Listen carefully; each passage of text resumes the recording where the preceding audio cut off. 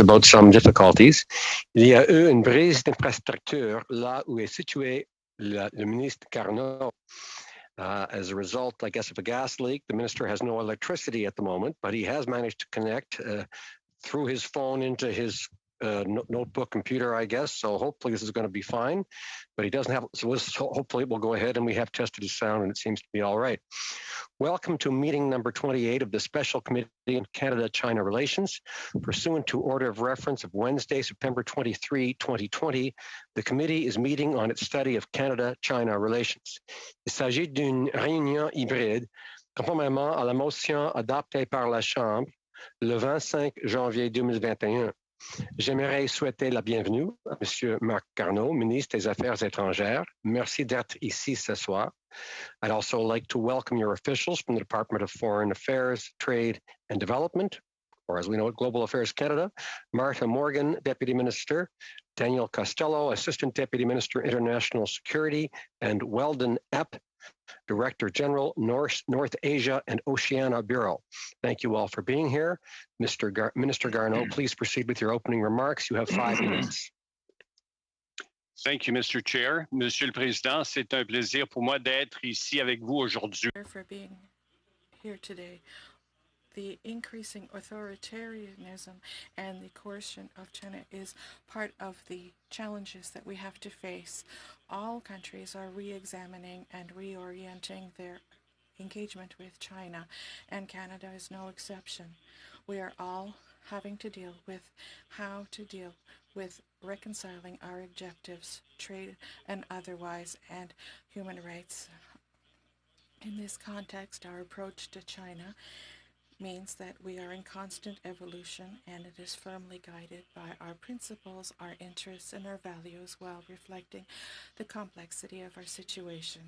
China is rapidly becoming a global influence, and all countries need to learn to coexist with it. Coexisting with China means that we have to acknowledge when it's necessary that we need to cooperate on big issues such as climate change, but it also means that we are in competition with China when it comes to trade, as also as promoting our values. Canadian citizens and interests are jeopardized.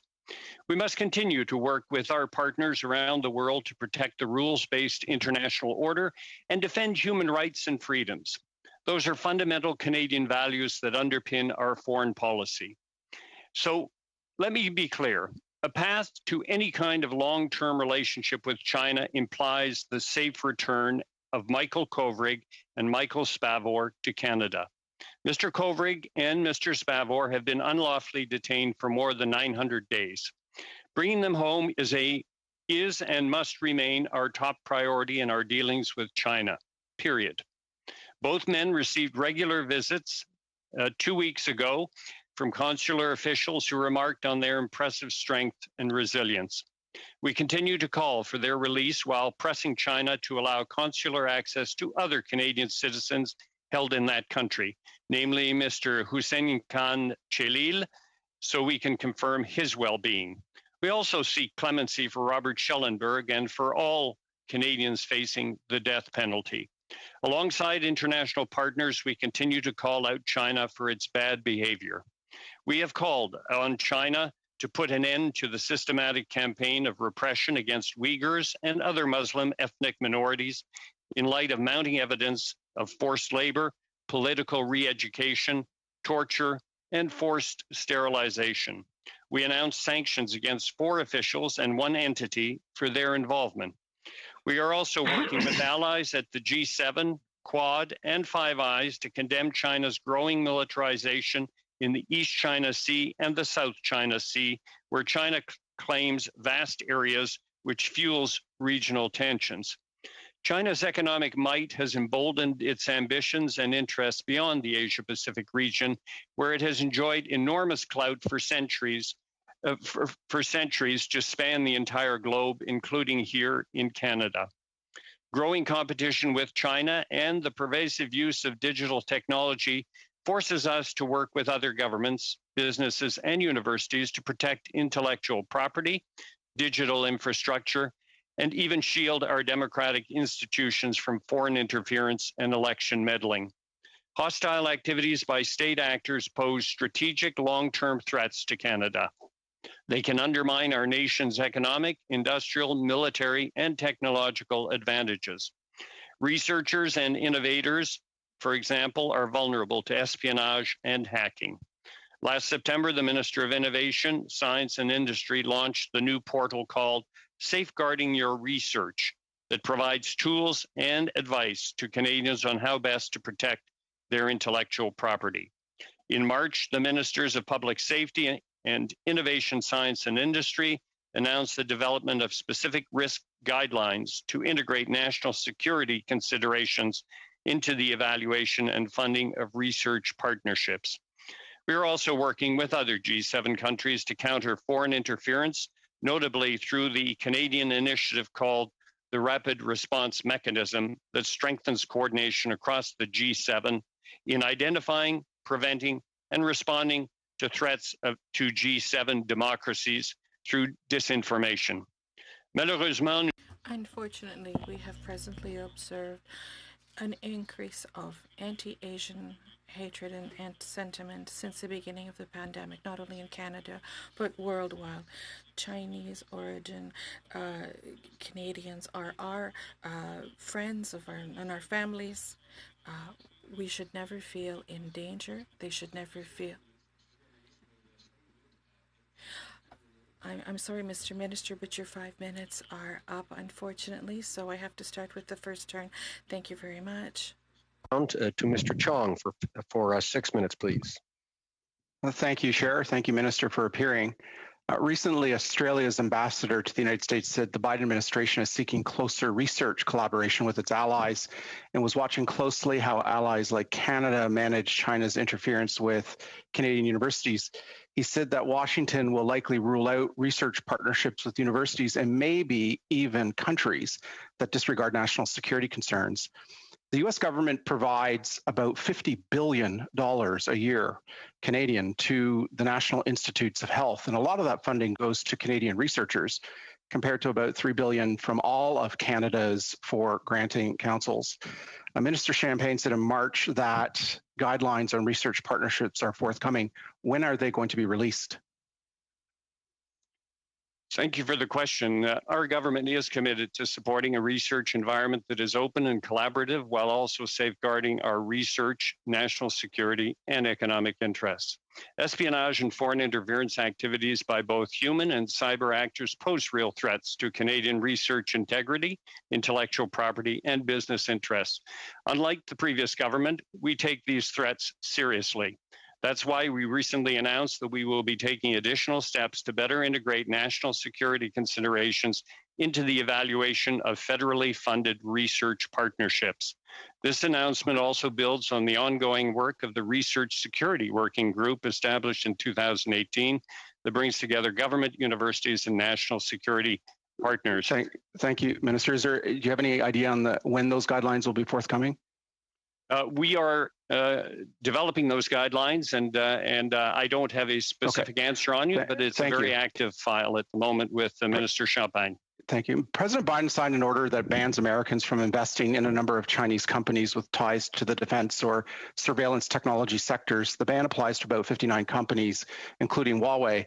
Seeing that the Canadian and American economies are inextricably linked, is the government considering a similar ban? I will simply say to your question that we have certainly taken note of the recent announcement concerning, I believe, 59 American potential investors in China, but it is something we're thank you. Looking at and taking note of, but no decision has been made. Thank you. Minister, a question about Ambassador Barton. He was recently sent to Washington for secret talks for 3 weeks in April, rather than using our ambassador in Washington, Kirsten Hillman. This is somewhat puzzling. Some speculate that Ambassador Barton was carrying messages from the Chinese government in Beijing to the Biden administration. Is that true? No, it isn't true. And let me clarify that Ambassador Hillman has been extremely engaged along with Ambassador Barton, who did go to Washington after meeting with me and other officials in Ottawa before going to Washington. And both of them are working, of course, as you know, on the issue of the two Michaels. Thank you, Minister. On May 20th, the European Parliament froze ratification of the European Union-China Comprehensive Agreement on Investment because of China's sanctions on elected officials. Just several weeks ago, Australia canceled 2 state-level Belt and Road initiatives because of China's threats. As you know, the Biden administration is leading a G7 initiative to create a new infrastructure financing fund to counter the China-led Asian Infrastructure Investment Bank. Will the government now reconsider its participation in the Asian Infrastructure Investment Bank? At this time, we are not reevaluating our involvement with the Asian Infrastructure Investment Bank, but I will say that our policies with respect to China are continuously evolving. Okay, thank you, Minister. A question on the Havana syndrome. Last year, the National Academy of Sciences concluded that directed energy weapons were the likely cause of the Havana syndrome.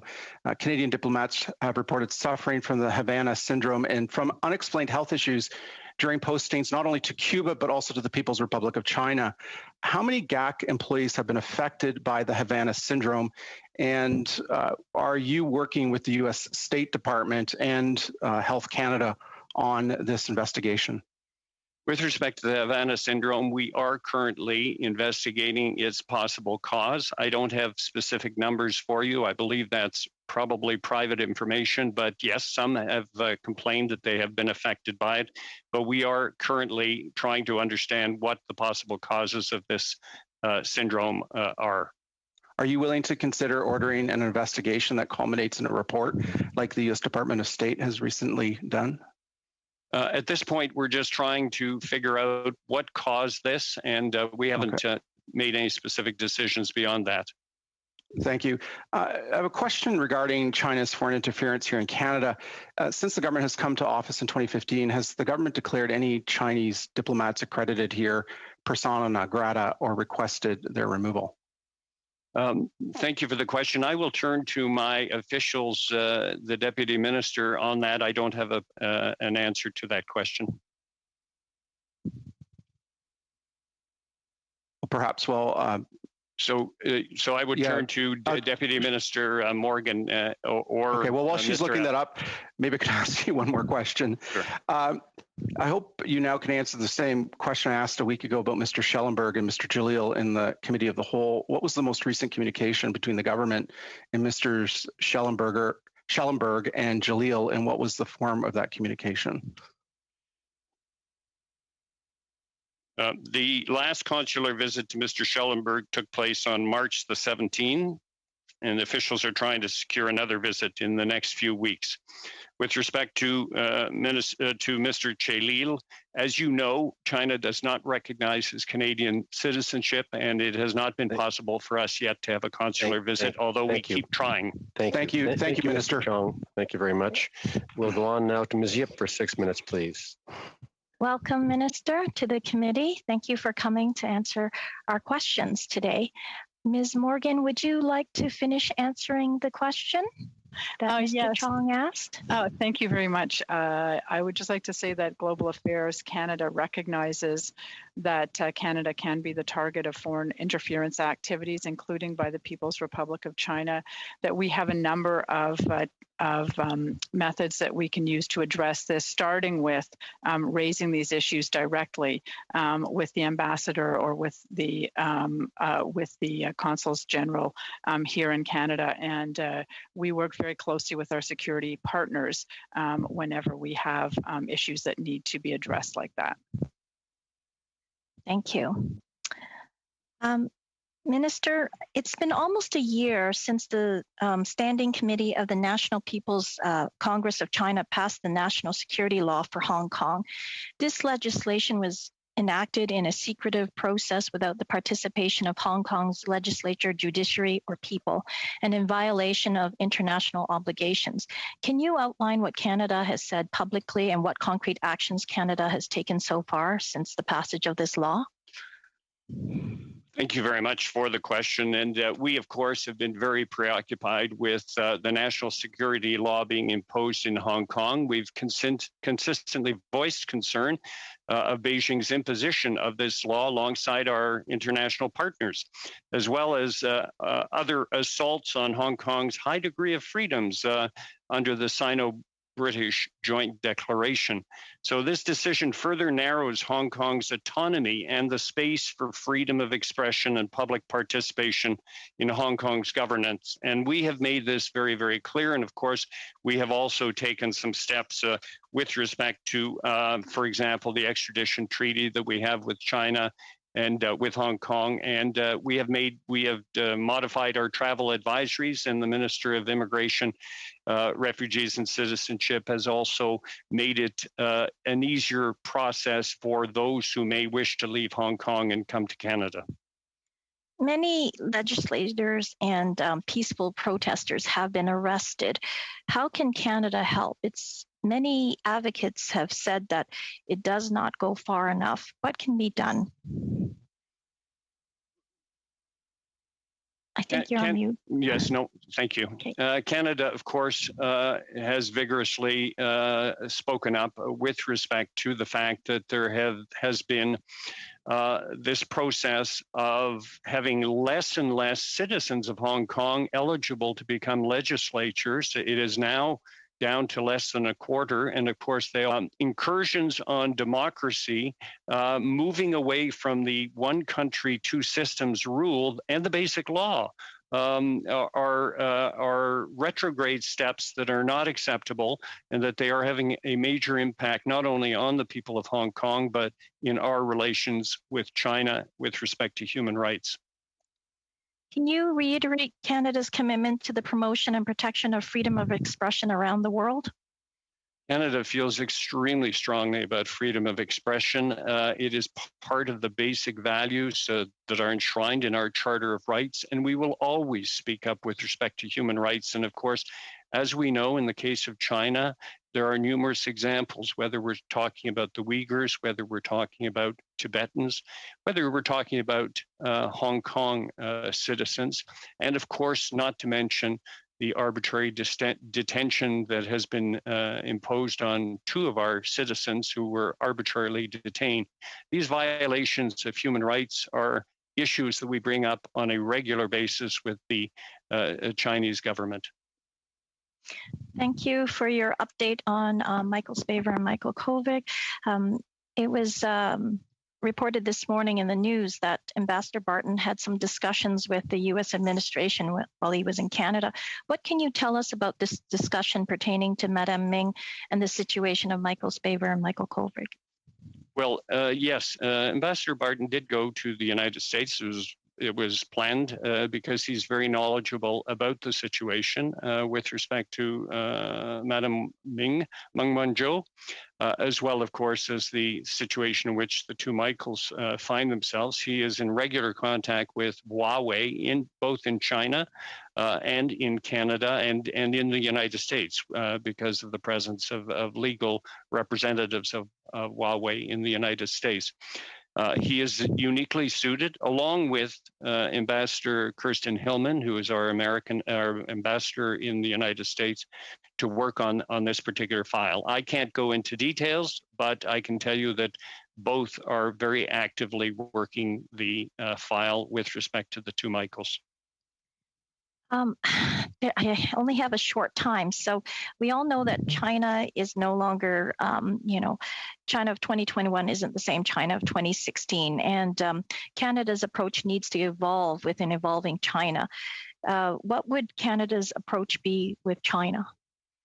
Well, you've said it very well. It's an evolving approach to China because China has changed quite dramatically. And so I always use the example of the 4 Cs. We have to coexist with them. Minister, I'm sorry, but we'll have to wait for the other 3 Cs because Ms. Whitney is out of time. I'm sorry about that. Je dois continuer maintenant. I have to now continue with Mr. Bergeron for the next 6 minutes. Thank you, Mr. Chairman. Thank you, Mr. Minister, for being with us this evening. It's a great pleasure for us to have an opportunity to exchange with you on every Monday night, week after week. How did you feel when on April 22nd last, your colleague, the Minister, Madame Naya Mahuta, your colleague, said that you don't have to be part of the group of five when it comes to specific issues, when it comes to human rights? I don't have any comments as such to make concerning what she said, but I can say that our relationship with New Zealand is an excellent one, and they are, of course, part of the Five Eyes, and they are also colleagues, trade colleagues within the PTP, and I often have conversations with the New Zealand Foreign Minister.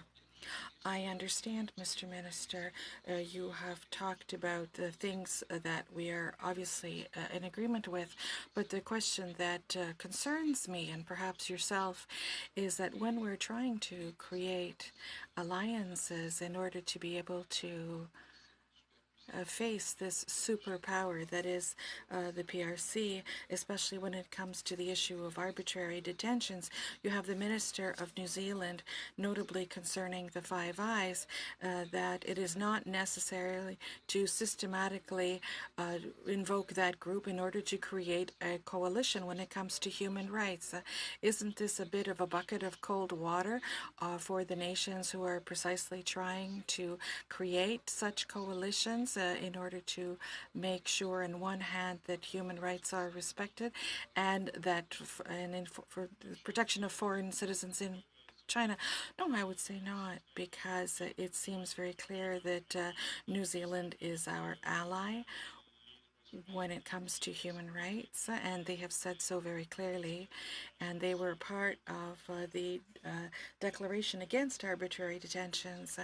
Also, we have participated on several multilateral forums, notably the G7 that talked, and there were many ministers there. We talked about these issues in China. We talked about one avenue. We didn't talk about just the Five Eyes. It could be the G7 or other kind of multilateral forums where different countries express themselves on the issue of China and foreign rights. I understand your answer, Mr. Minister. So you're saying that we're not using the Five Eyes group in order to create coalitions on the issue of human rights. So you're not worried about this at all. Okay. So I have also remarked that in the last few years there's been a number of export permits that have been reviewed, 10 per year to 58 in 2020. Perhaps equipment sold to China, to Turkey, would be part of these refused permits. What we have especially noticed that amongst the 58 permits that were refused in 2020 for double-use articles concerned products that were destined to our PRC. How do you explain the presence of the PRC in the list of refused export permits for double-use products? Thank you for the question. I would say approving a export permit is something that is very specific and it has to meet a certain number of criteria. As I've said on several opportunities, that I would not hesitate to block such permits if for any reason we do not believe that it is possible to take the risk that that particular equipment be used for purposes other than what it is supposed to be exported and used for. And we have canceled 29 permits for Turkey that you've referred to. Well, this is very laudable, Mr. Minister, but last Monday we talked about Pratt & Whitney plane motors, and we're waiting for the permits to export those to PRC. Am I understanding from your last response that if we do not grant that particular export permit, and it has been lagging for a while and putting in peril many jobs in the city of Longueuil, it is because you are worried about the potential use that these plane motors might be used for in the PRC? There are several reasons why we take great care in determining whether an export permit can or cannot be granted. I cannot give you all the details. That is not something that we discuss publicly. But if an export permit has not yet been granted, it is because it is still being carefully looked at, and in certain cases it might be approved or not. Even after 2 years' time? Well, in some cases, and I do know what a Pratt & Whitney plane motor is. This is a very complex piece of technology, and things need to be looked at very carefully. Thank you very much, Mr. Bergeron. Mr. Harris, please. Thank you, Chair. Thank you for joining us tonight, Minister Garneau. Happy to have you here. We had a report from this committee to the House of Commons on the 25th of February of this year, recommending that the Government of Canada convey to the Ambassador of the People's Republic of China to Canada any interference with the rights and freedoms of people in Canada is unacceptable, will not be tolerated, and will result in serious consequences for those responsible. Was that message communicated to the Ambassador to of the People's Republic of China to Canada? And if so, what was the response of the Ambassador? Thank you very much for the question.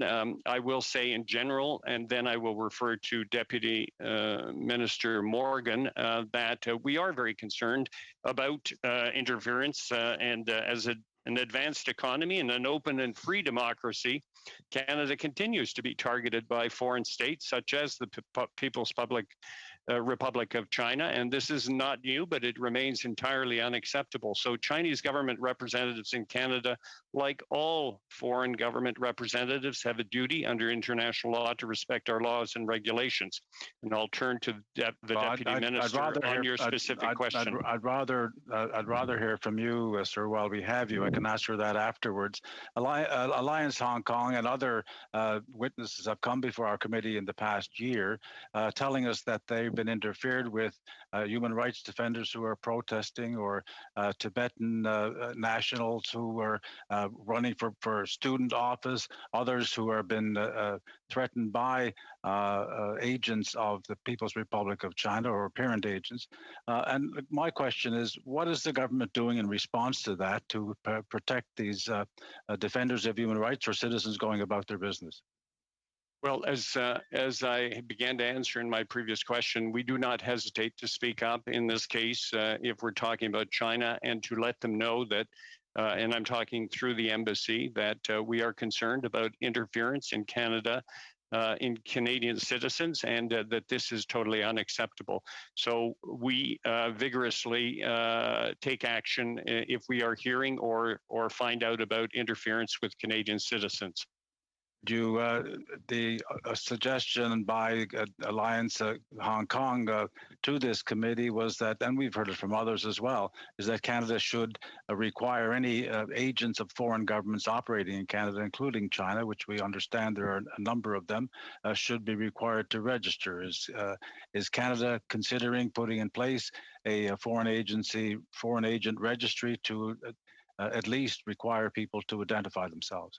Well, we're always looking to learn from the experiences of our international partners to see what may be advisable or possible in Canada. So we take a whole of government approach to combating foreign interference, and the government of Canada can you be specific about the question? Well, we are continuing to look for new and innovative ways to enhance the measures in place to address foreign interference.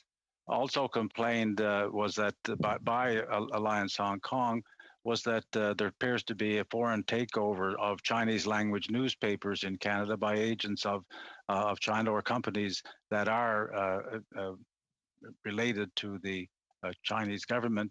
And a suggestion was made that independent Chinese publications, Chinese language publications in Canada, don't have the support that they need. Would the government of Canada consider looking at ensuring that there are independent voices able to communicate with the Chinese-speaking community in Canada, free from interference from the Chinese government? We welcome certainly hearing from Canadians on examples of possible interference, and we're always evaluating ways that we can combat that to make sure that foreign countries cannot, with their agents, interfere with Canadians. On another topic, just quickly, I have a minute and a half left, it seems. Since GAC has a responsibility, and one of their roles is to preventing the proliferations of weapons of mass destruction or export of dual-use technologies. According to the 2020 report on military goods from Canada, that there's been a significant increase in the rejection of exports to the People's Republic of China for dual-use goods. Why is that increased in the last number of years? There's from very few 3 or 4 years ago to now a substantial number in 2020. 40 items or 40 applications were refused. What kind of items are refused export to China on the basis of this concern? Well, as I said to our colleague from the bloc, we look at each export permit. I have to sign them, so I'm responsible for it to make sure that there will not be a misuse of anything that we may export. And there are a number of other factors that are looked at, and those criteria are there to make sure that if we agree to an export permit, that we feel comfortable that the I understand the rules. Used I understand for the rules, sir, but can you give us within the rules? Can you give us an example of the kind of things that have been rejected by Canada and export to China? No, I cannot give you an example, but you're quite right in talking about I think it was 43 items that were turned down for export to China. Thank you very much, Mr. Harris. Maintenant, on continue. And now we will continue with the second round with Mr. Paul Hoos, 5 minutes. Thank you, Mr. Chairman, and thank you, Mr. Minister. I really appreciated your opening remarks. I found your position good. I really liked what you said, even if though I can understand this is not the reaction from the Prime Minister or the government, but you've talked about the reality that we are facing with China, and of course, that we are talking about the regime and not the Chinese people, of course. Now, the Minister of Defense came to see us a few weeks ago, and there seemed to be some issues on the geopolitical realities. I'd like to get back to issues of security and the defense of Canada and the territory. Right now, we're talking about a region that is close to the Arctic. Officially, do you think that China has an Arctic territory? The quick answer would be no, but because China is not one of the 8 countries that is part of the Arctic Council, but China, of course, like many other countries, is very interested in navigating through the north if the conditions allow it. So this is something that we have to deal with naturally. Well, that's my question, because we're talking about the Northern Silk Road. How is Canada going to position itself regarding all of this when it comes to the likely trajectory? I imagine that our American friends have a lot of worries about this.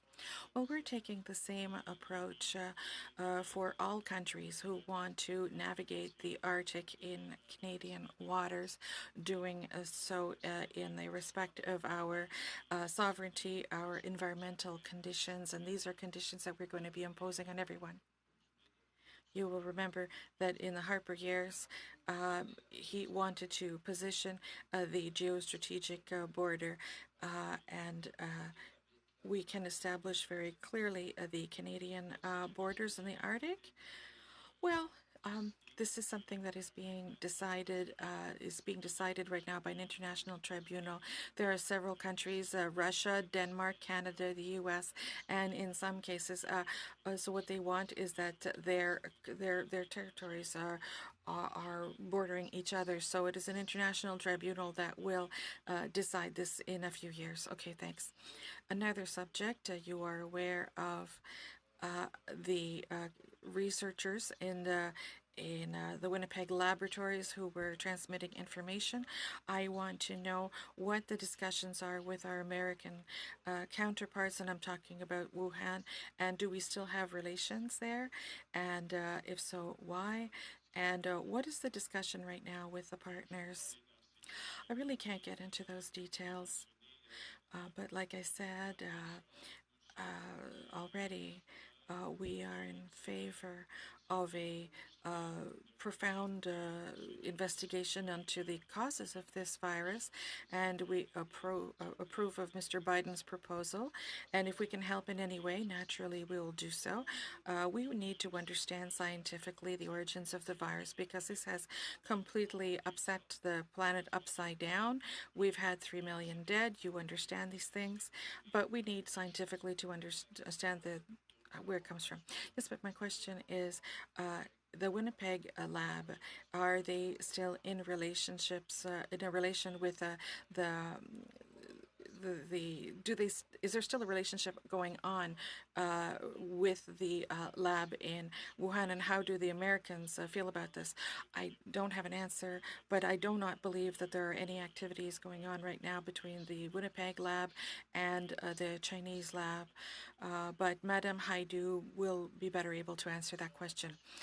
Okay, so we've often talked about both Michaels, but how many Canadian citizens are right now prisoners? There are more than 2. Today I talked about Mr. Schellender and Mr. Shalil, but there are a few others, and I will ask, yes, we don't have a lot of time.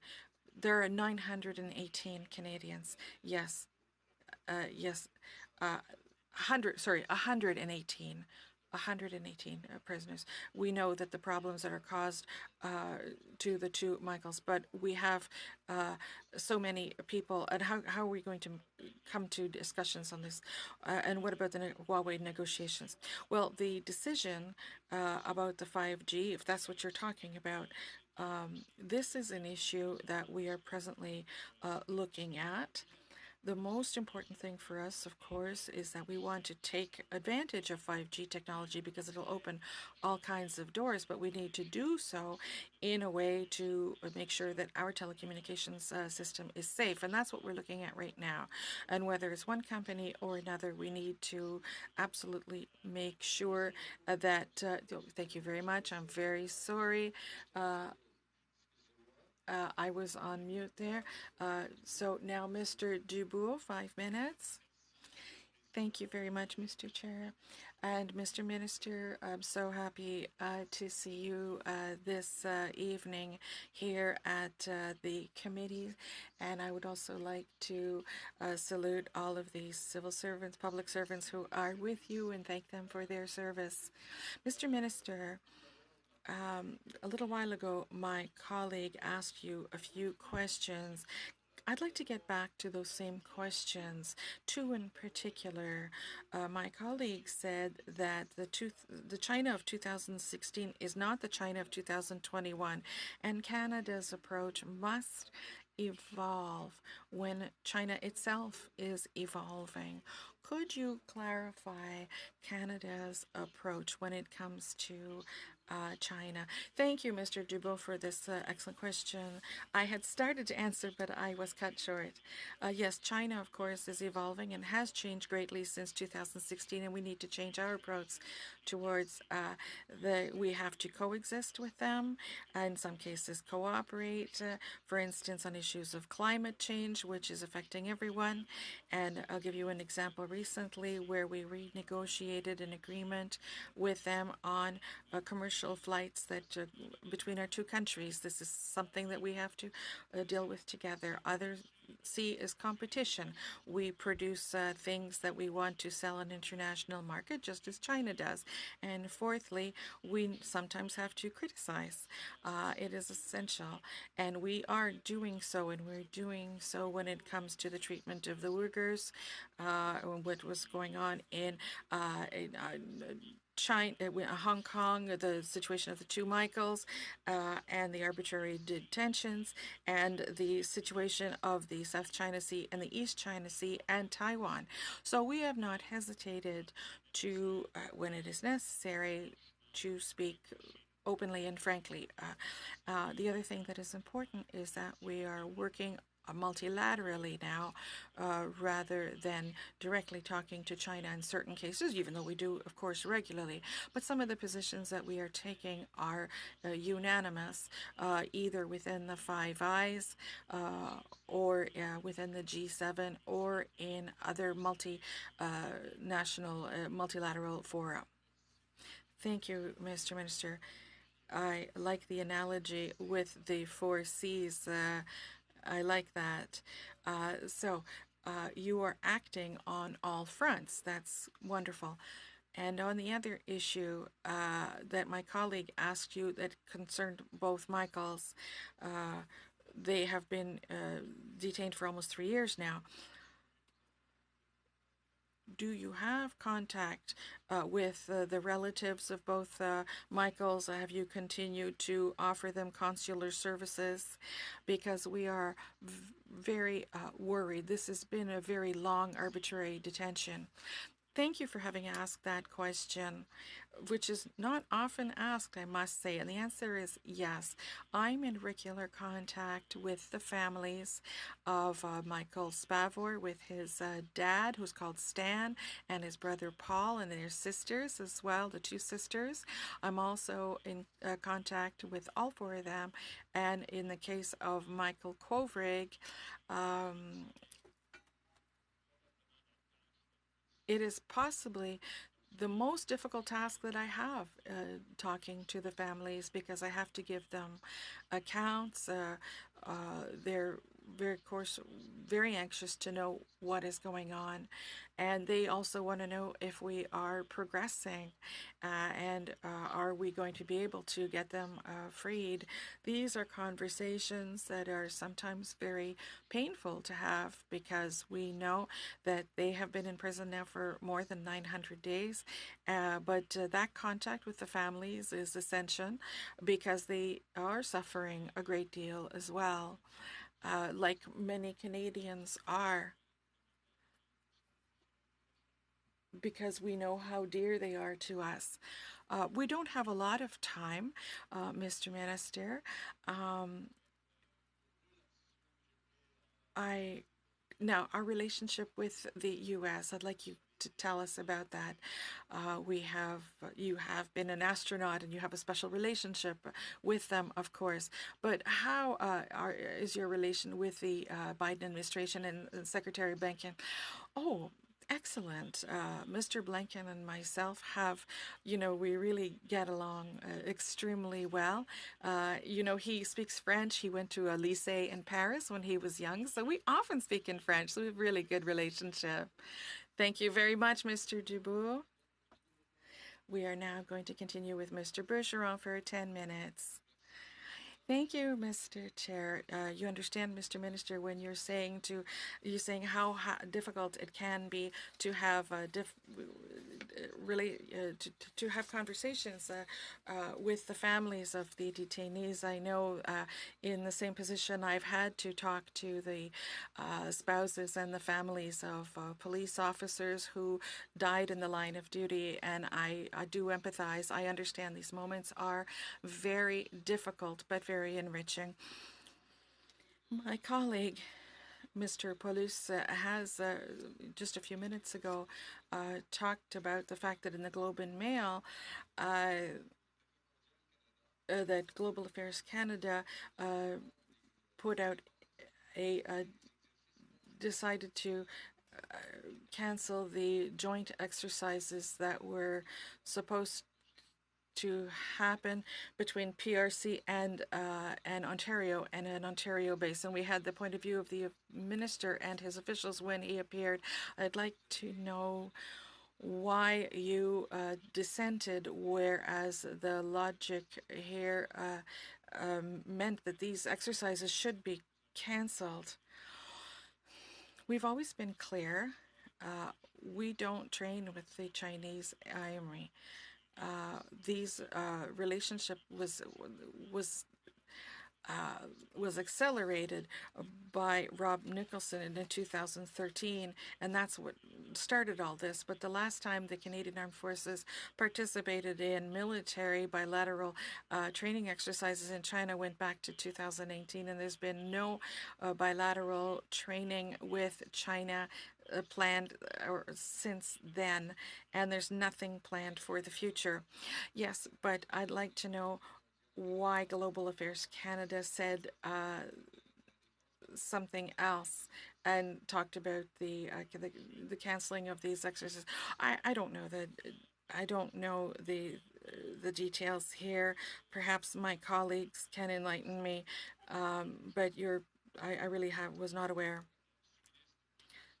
Deputy Minister Morgan, can you shed some light on this issue?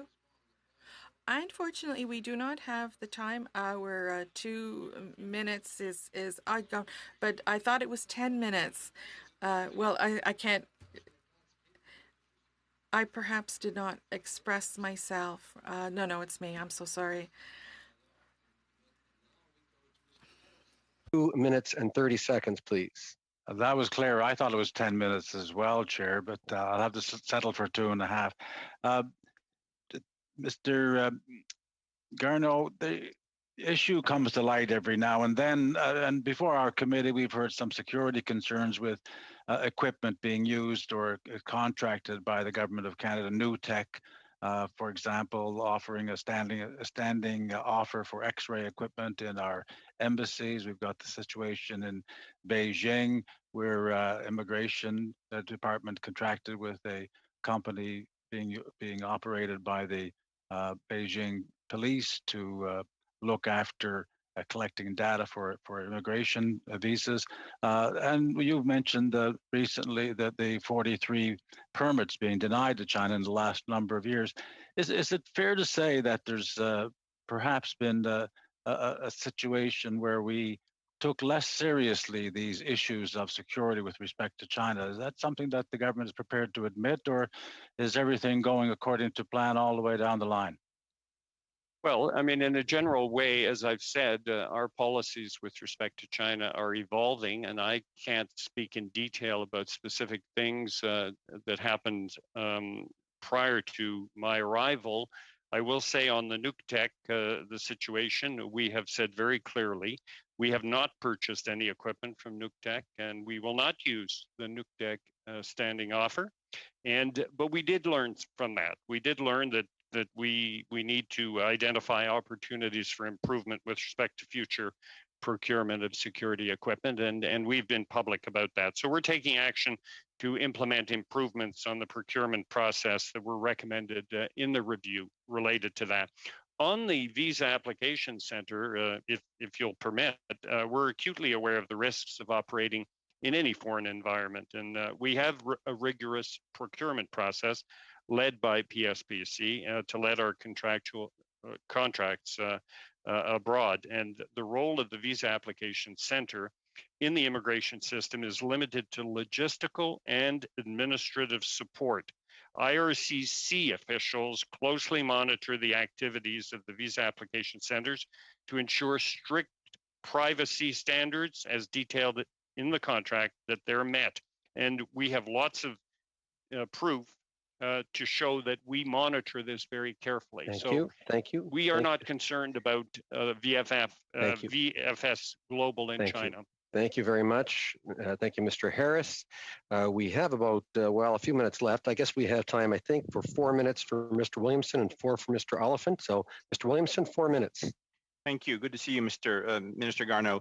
Mr. Garneau, the House of Commons was notified by the law clerk that the minority Liberal government has refused to comply with an order of the House asking that all uncensored records on the firing of the two scientists from Winnipeg's National Microbiology Lab to be provided to the Speaker. Minister, I thought you were a Democrat. This response from your government is surprising, that you're going to ignore an order from Parliament to produce these documents. Why is that?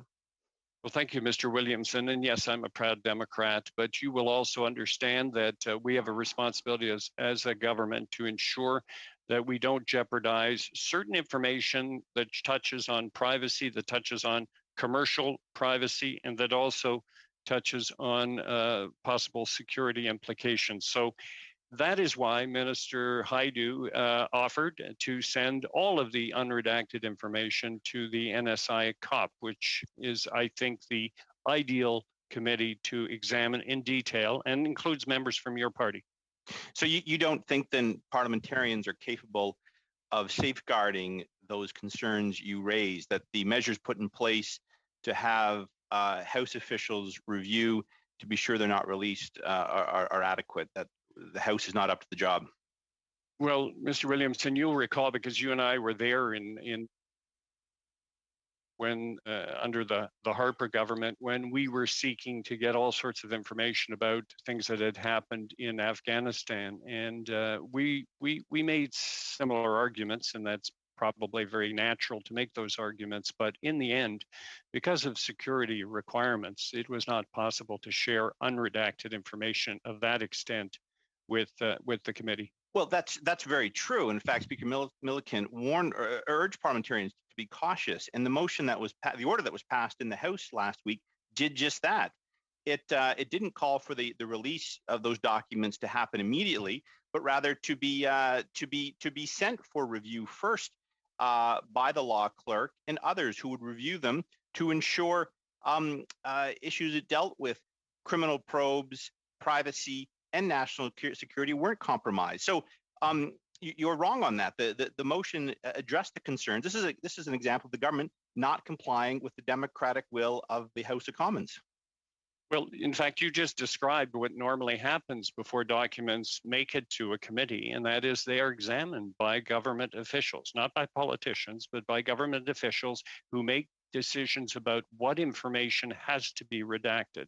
And that's the normal process. But you see no difference then in Parliament reviewing them and the Government of Canada. To you, it's just one big entity, and it does not matter that you have the accountability safeguards in place, and that Parliament be in a position and parliamentarians be in a position to review these documents. Well, that's precisely why the National Committee on Security and Intelligence, that committee of parliamentarians, was created, which I think is a rather elegant solution. But except it serves the government's interest, not Parliament's interest, because it is in fact reporting to a committee that reports not to Parliament, but to the Prime Minister. These members can be removed by the Prime Minister. The Prime Minister can change the report. So it is not arm's length. It is actually just an instrument of the Prime Minister, not Parliament. Well, you know, it is different from the standing committees, but it is also important because of security implications to find an acceptable way to do it. And I think that this NSI COP is the right way to do it. So the Liberal members on this committee that voted for the process that we voted in the House were wrong then to vote that way. Thank you, Mr. Williamson. Thank you very much. We'll go on now to Mr. Oliphant for 4 minutes, please. Thank you, Mr. Chair, and thank you, Minister, again, and Deputy and officials for being with us. Just on that last topic, it might be important to remind the committee that the committee is established with a government, majority or minority, always having a minority on that committee. And so the Liberal government will have only 5 out of 11 possible members on the committee. And it is something that we fought for when the Harper government refused any parliamentary oversight on any security issues. And so I think that's just Rob needing to get in there from having that lived experience. Minister, you said that China of today is different than 5 years ago. It is. One thing that has required of you is working multilaterally and working with like-minded and even sometimes not like-minded countries to find a way to deal with China. When it came to Hong Kong, our government issued many statements with the EU, with the US, with the UK, with others. Recently, you read the G7 and the foreign ministers and a statement on the Uyghurs and the horrendous situation in Xinjiang came out. And you are working on arbitrary detention. And I'm kind of giving you a bit of a smorgasbord. Those are just examples of the way you are being led into working in a leadership way on the arbitrary detention and also collegially on those. And wanted your thoughts on this way of working that you are doing. Well, thank you very much for the question and for the precision on the NSI COP composition as well. We believe, and fortunately, our like-minded partners, members of the G7, for example, our closest ally, the United States in particular, feel that if we are to transmit a message to China, and broadly speaking, that message is, hey, we all operate on this planet according to international rules-based law, and it is not acceptable to practice coercive or coercive diplomacy between countries. It is certainly not acceptable to detain arbitrarily innocent civilians from another country because you have a difference of opinion on a particular issue with that country. Sure, we can have differences of opinion with China, but you don't resolve those by imprisoning citizens from the other country. That China is not the only country that is guilty of that, but it is an example of it. And we believe that if we act together multilaterally, we send a stronger message. And that's essentially it. There was a very big section in the communique from the foreign ministers of the G7 when we met in London. You will probably see a similar important section when the leaders meet in Cornwall next week. Do you know how many countries about have signed on to this declaration that Canada has led the way on? Yes, we're at 63 now. It was 58 when I made the announcement in February. And of course, every time I speak to another country, I bring up the importance of it because it could happen to them. And so we're building that. And we are, in fact, moving towards the next stage with respect to the arbitrary detention declaration. I've often thought it's a two-way message. It's to countries that might perpetrate arbitrary detention. It's also a statement to our own citizens to say, we'll have your back, that we will absolutely have your back as you have for the citizens arbitrarily detained. On the situation in Hong Kong, this is obviously takes a whole of government approach as we're looking at the situation in Hong Kong. This is an issue that I think every member of this committee, no matter what party they're from, is concerned about. Thank you, Mr. Alphin. I regret that we won't have time to answer to what the question you were about to ask, but we'll have to conclude with that. Minister, thank you very much for joining us this evening. I'm glad, first of all, that the power in your phone and your notebook computer held out until your electricity came back on, and good to see that happen. So, well, thank you. Thank you, Mr. Chair. And may I say, yes, but the power came on and I'm even feeling some cooler air. And may I say you run a very tight ship. You must be a Nova Scotian, Mr. Chair. Very good. Good comment. You can come back and see us again someday. Thank you so much. All right. Thank you, Mr. Garneau, Minister. And we will go on now to the second hour. And we have for the officials for 6 minutes, Mr. Genis, please. Well, thank you, Mr. Chair. I would like to use this time now to move the motion that I had provided notice of. That motion has been distributed to all committee members. The motion is the following: that in relation to the documents ordered by the committee on Monday, March 31st, 2021, and Monday, May 10th, 2021, to be produced by the Public Health Agency of Canada, the committee publish on its website all documents received from the agency in their current redacted form, while underlying its insistence that the Public Health Agency fully comply with the orders for the production of unredacted documents. Mr. Chair, this motion reflects the fact that unfortunately, we have not received the unredacted documents. However, we have been given redacted documents. We've been asked by journalists to share those documents. There's a public interest in this information being made public. I think we have an obligation to do that. We've received these documents. We've had plenty of time to review them. I think members will agree with me that there's nothing in these documents that can't be made public. And inappropriately, in my view, but it was still done, the Public Health Agency of Canada redacted information that they didn't want made public. So given that these redactions took place, shouldn't have taken place, but they did, we have no reason at this point not to make the redacted versions of the documents public. And I think we have an obligation to do that. So I put forward this motion. I hope it can be dealt with quickly and we can return to questions, but I wanted to make sure that we got this done, hence moving the motion. Thank you. Thank you, Mr. Jenis. I have to open the floor and see if there is any debate. So I'll look for hands. Mr. Oliphant. Thank you. I'm not opposed to the motion, but I'm also wanting to walk through it and think about it a bit with the committee and get the wisdom from members of the committee to understand what the value is of doing this in terms of a public good. I have supported this kind of a motion at other committees, but I am wondering what the value is and why we should entertain this motion at this point, while that we still have a set of activities going on. We have a motion that has been passed by our committee with respect to the submission of documents to our committee, and that motion got then somewhat doubled up and superseded by an opposition motion in the House, which was confusing for me as well, because it seemed that we didn't allow our committee work to continue while the House had another order at the request of the Conservatives, and now we're getting something that is again leapfrogging over a process that I don't think is finished yet. And so I am looking for wisdom from members of the committee to find out how it is that we are adding to the public dialogue and discourse on this topic, what it is that we want to accomplish, and how it is perhaps going to be in not necessarily conflict, but in out of order with the number of steps that the House has asked to take place.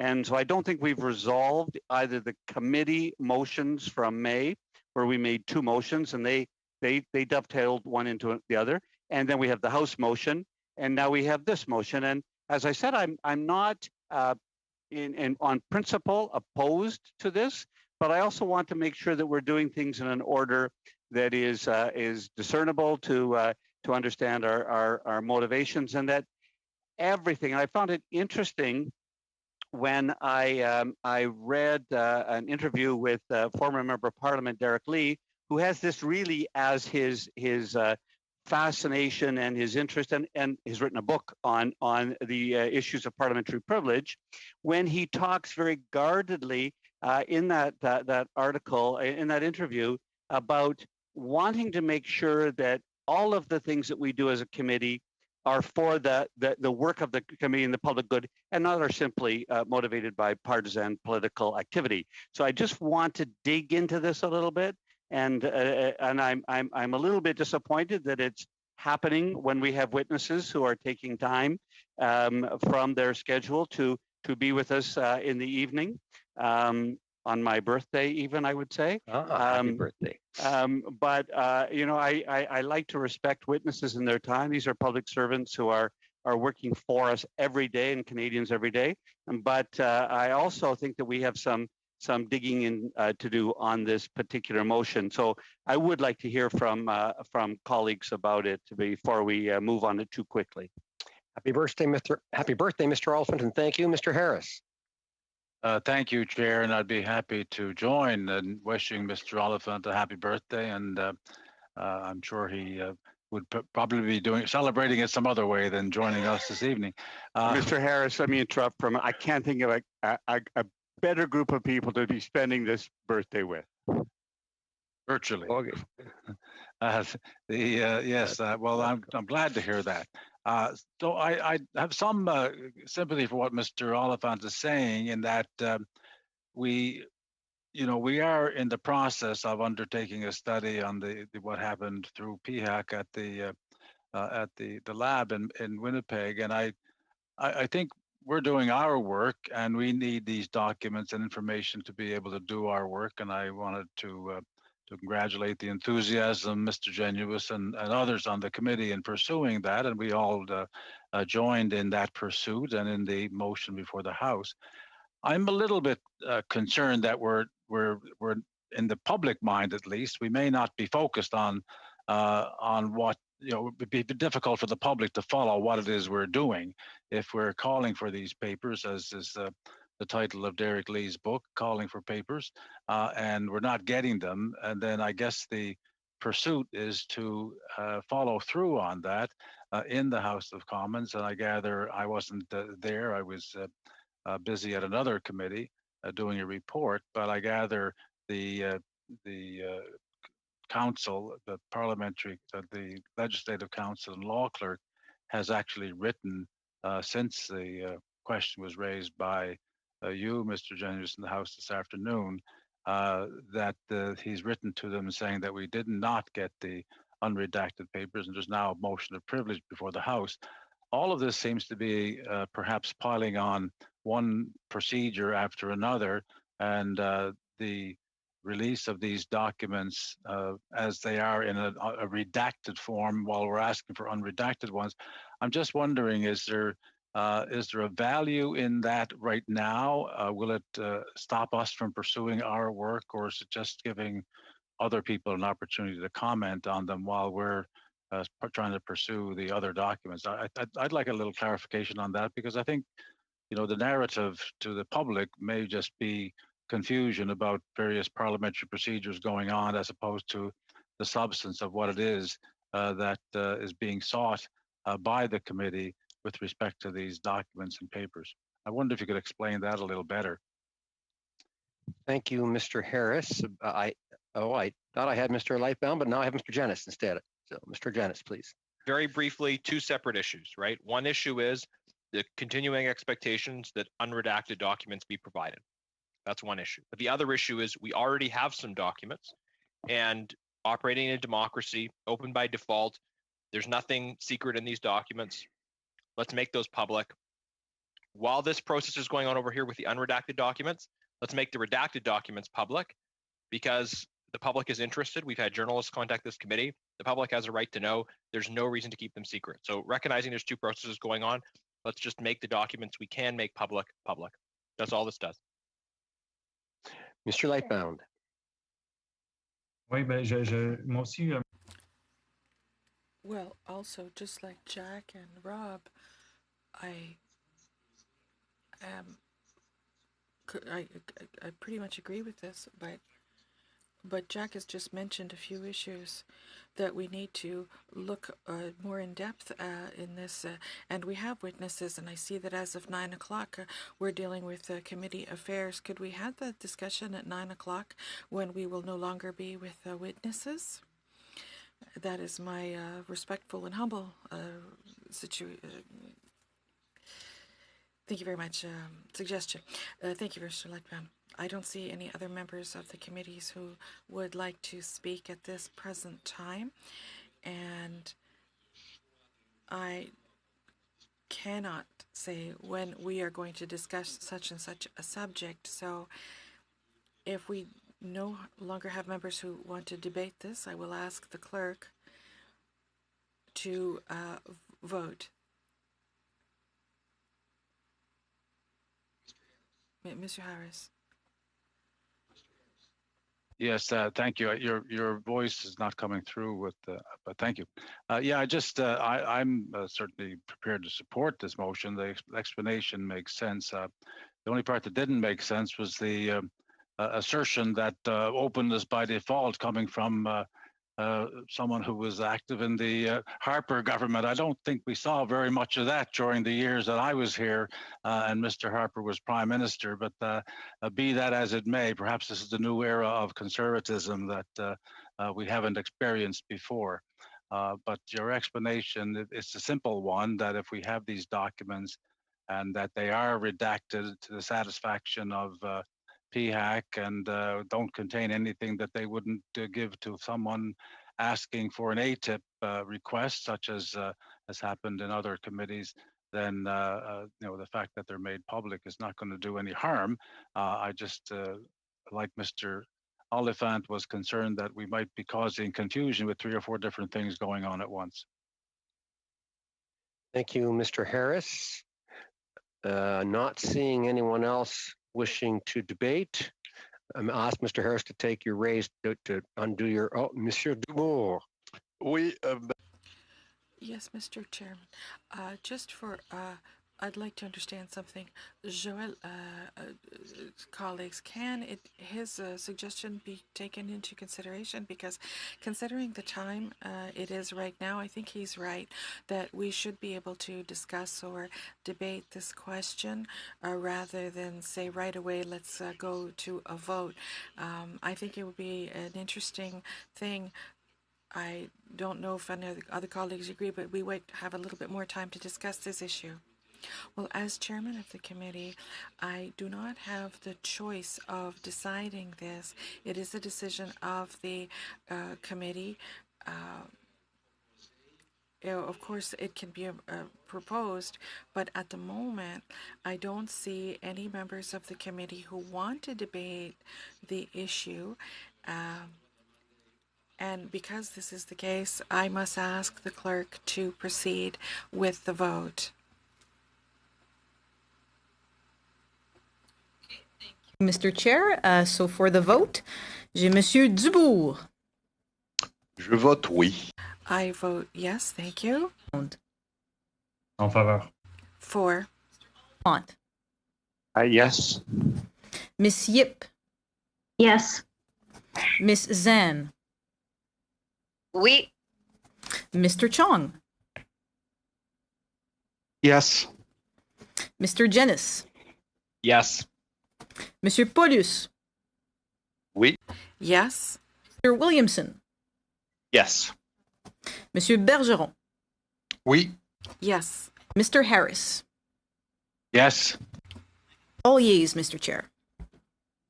Thank you very much. The motion is adopted. Now, my understanding is that when a member, Mr. Dennis may be aware of this, when a member actually uses their time to propose the motion, of course, he then spoke to his motion, but that unfortunately gives up the rest of their time.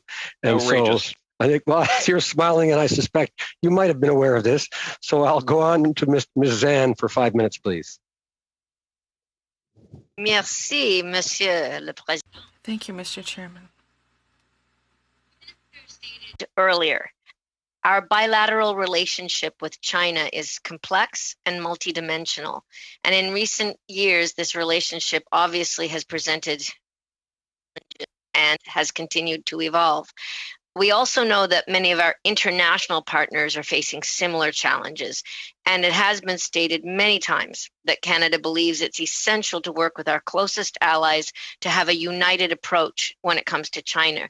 So could the officials please explain to this committee how we are actually collaborating with like-minded partners on this crucial issue?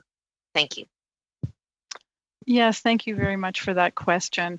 Our approach to China is evolving to meet the challenges of threats to our national security, to democratic values, and to human rights.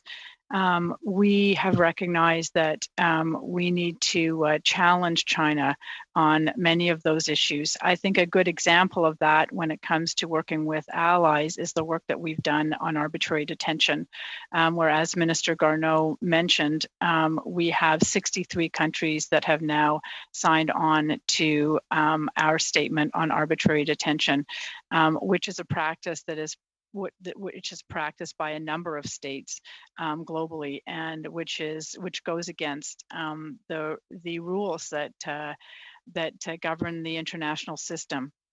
We work very closely with international allies, for example, through the G7, and you saw an extensive statement coming out of the G7 foreign ministers meeting at the beginning of May on the condemning the human rights violations against the Uyghurs.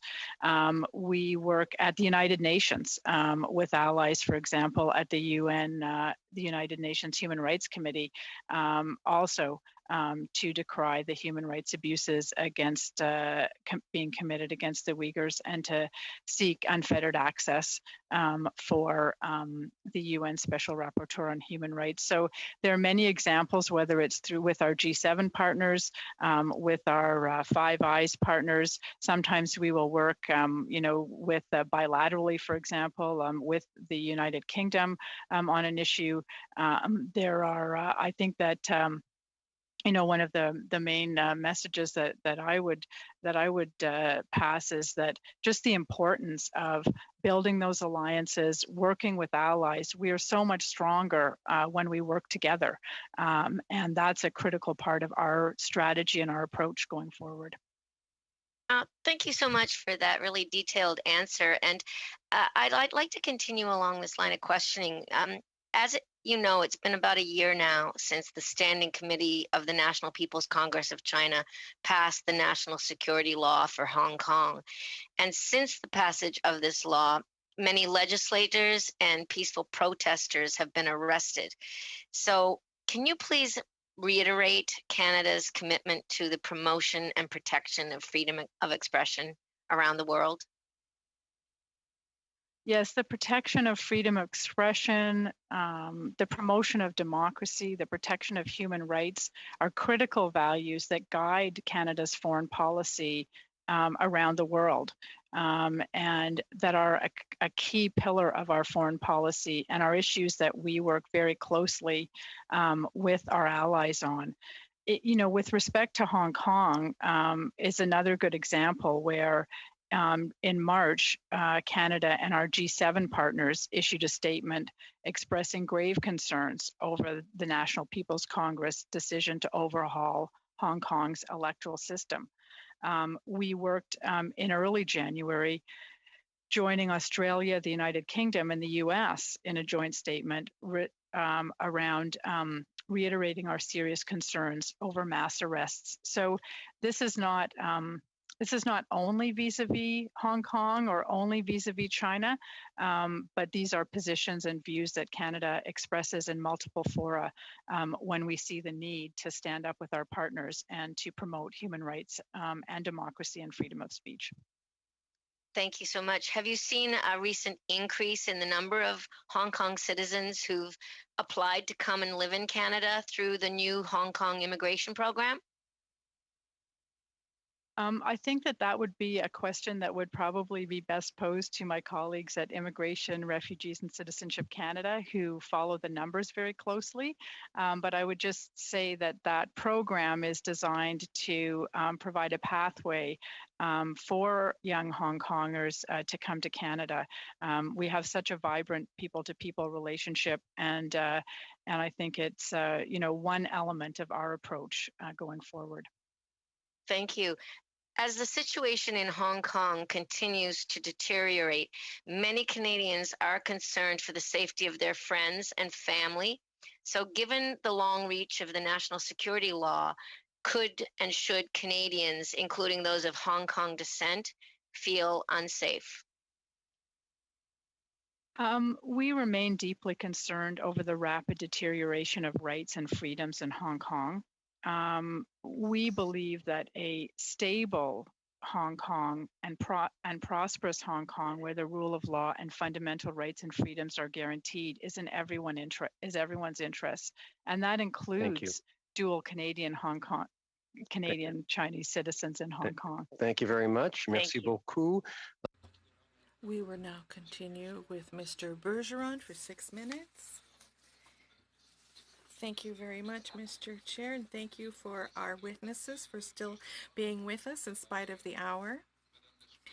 Madam Deputy Minister, I think that you are surely expecting me to get back to the question that you were unable to answer because I was out of time, which has to do with the opinion of the Globe and Mail that, according to them, that the Canadian Armed Forces, the exercise between the armed forces and the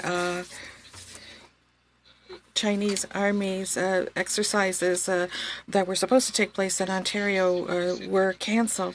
So why was GAC in disagreement where everything was supposedly pointing towards the cancellation of this exercise? Thank you very much, Mr. Chair. And just like the Minister Garneau has said, we do not have any bilateral training exercises. We have not had any with China since 2018. It is normal for discussions to happen between ministries, departments on issues such as this, but there have not been any bilateral exercises since 2018. Yes, I understand. I agree with that, but the fact is, according to the Globe and Mail, and unless the Globe and Mail was misinformed, or it would seem that GAC was unfavorable to the cancellation of this military exercises. Why would GAC want this exercise to take place?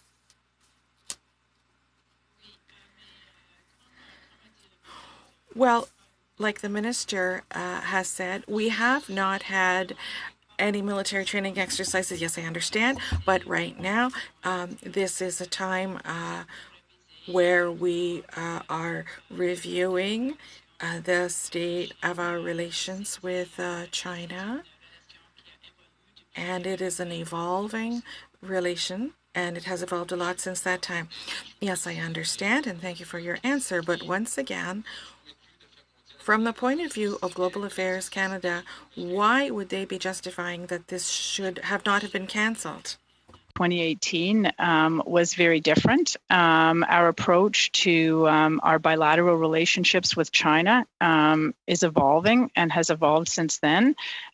It was a moment where we were beginning to consider in the early days post Madame Meng what the correct path forward should be, and we're assessing the situation, and that's probably the best answer that I can give you in terms of what the thinking was at that time.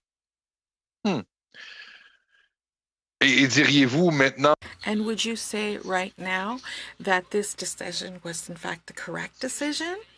Well, what I would say is that we need to evolve, and we need to assess the situation.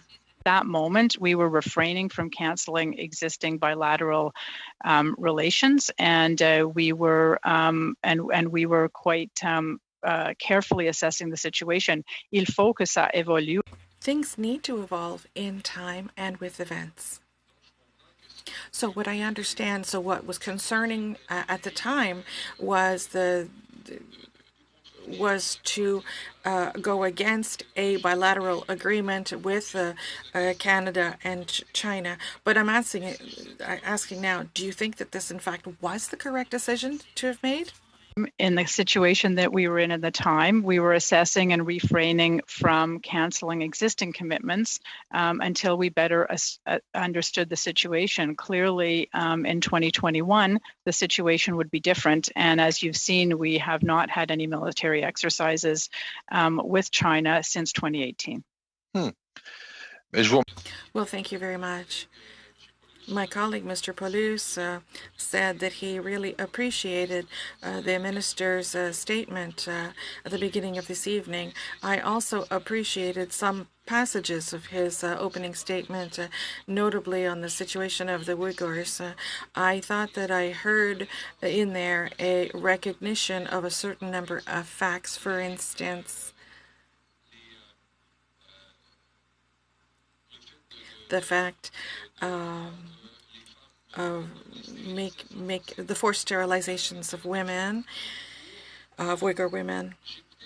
I heard the minister, I was listening to him, and I felt that I was hearing the different parameters that are contained within the Declaration on Genocides, and I'm in light of what Mr. Garneau has said today, why is it that Canada still not recognizing that there is a genocide going on in Xinjiang? Of the G7 foreign ministers at the beginning of May, we, along with other G7 foreign ministers, recognized the human rights abuses that are happening in China. This is an area. Oh, Merci beaucoup. Désolé, c'est le fin de... Sorry about that. It is now the end of Mr. Bergeron's time. 6 minutes, please. Mr. Harris.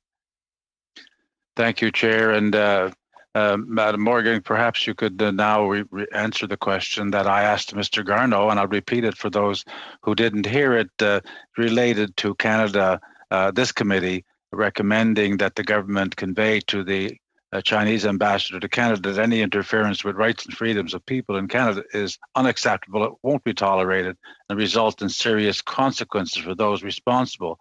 In what manner was this conveyed to the Chinese ambassador? And can the deputy minister tell us whether there were serious consequences for any persons who acted contrary to this by interfering with the rights and freedoms of people in Canada by the government? Thank you, Mr. Chair. We regularly raise with the ambassador to China issues as they arise. We remind the ambassador that Chinese government representatives, like all foreign government representatives, have a duty under international law to respect our laws and regulations, and that any kind of activities that do not do that are unacceptable. Yes, I appreciate that. Can you tell us whether or not any representatives or any embassy staff or people accredited to Canada have been advised to leave or had serious consequences for being interfering with the rights and freedoms of people in Canada? Has that happened to your knowledge? Mr. Chair, we don't comment on specific diplomatic conversations, but I think it's clear that the messages that that need to be conveyed are conveyed to the ambassador when issues like this arise. And it's very clear that we have conveyed that Chinese government representatives have a duty under international law to respect our laws and regulations, and that includes the freedom of speech of Canadians. There are a range of actions that can be taken, and we work very closely with all of the domestic security agencies on these issues. You referred to serious action being taken and joint statements made with respect to matters in Hong Kong and the results of the security law and the changes to actions within Hong Kong itself. And I'm wondering whether we're getting to the point where these joint statements aren't really effective. We just saw another sentencing of Jimmy Lau for, I think, to another 18 months or 14 months for on top of an existing sentence. For participating or in a demonstration that was unauthorized. Isn't it time that we should consider in Magnitsky style sanctions against individuals responsible for this a layer of oppression in Hong Kong, and that these joint statements are not effective in actually changing any behavior of the Chinese government with respect to Hong Kong? Thank you for that question. The government of Canada has taken a number of actions vis-a-vis Hong Kong, both working very closely with our partners in the G7, working with key allies. We have also suspended our extradition agreement with Hong Kong, and we carefully review all export permits to Hong Kong and updated our export controls. So we are taking actions in the space where it makes sense for us to take actions there. And we are working with our allies to communicate to the People's Republic of China that Hong Kong should benefit from the one country, two systems approach that was agreed to by the People's Republic of China. Could I ask you to comment on the the statement of the New Zealand Foreign Minister regarding the Five Eyes. It seems to me that there's the Five Eyes is an intelligence sharing arrangement with several nations, but it seems that that Five Eyes designation seems to be used for some other kind of alliance.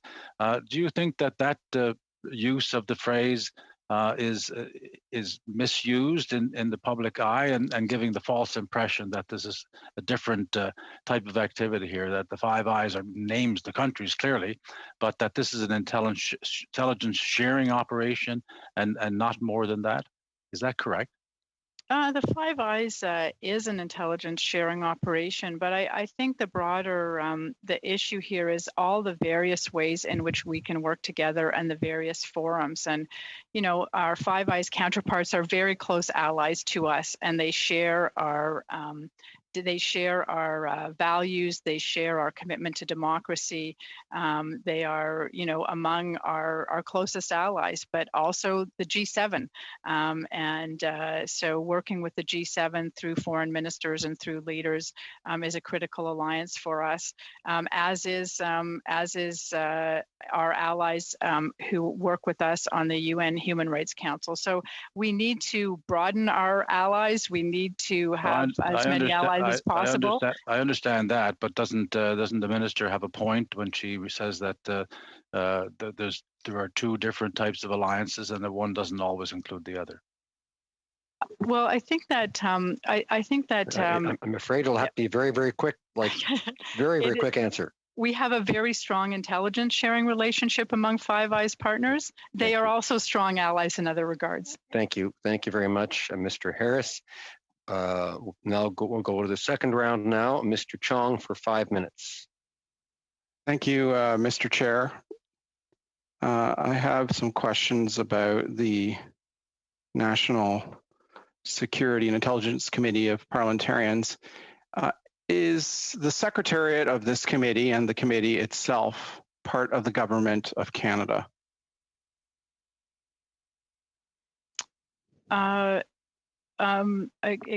Excuse me, Mr. Chair, I'm not an expert on the NSICOP, but my understanding is that NSICOP is a committee of Parliament that includes members of Parliament as well as senators. Thank you, Madam Morgan. This is the whole problem here. It is not a committee of Parliament. In fact, Section 4.3 of the Act that governs this committee actually says, and I quote, "The committee is not a committee of either House of Parliament or of both houses," end quote.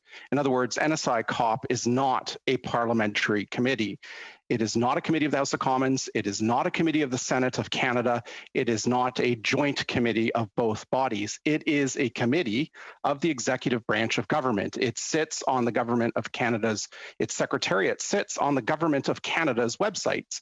In fact, the websites and the departmental plans are very misleading, and I would like to see that changed because it does a great service to the public and to the integrity of our constitutional structures.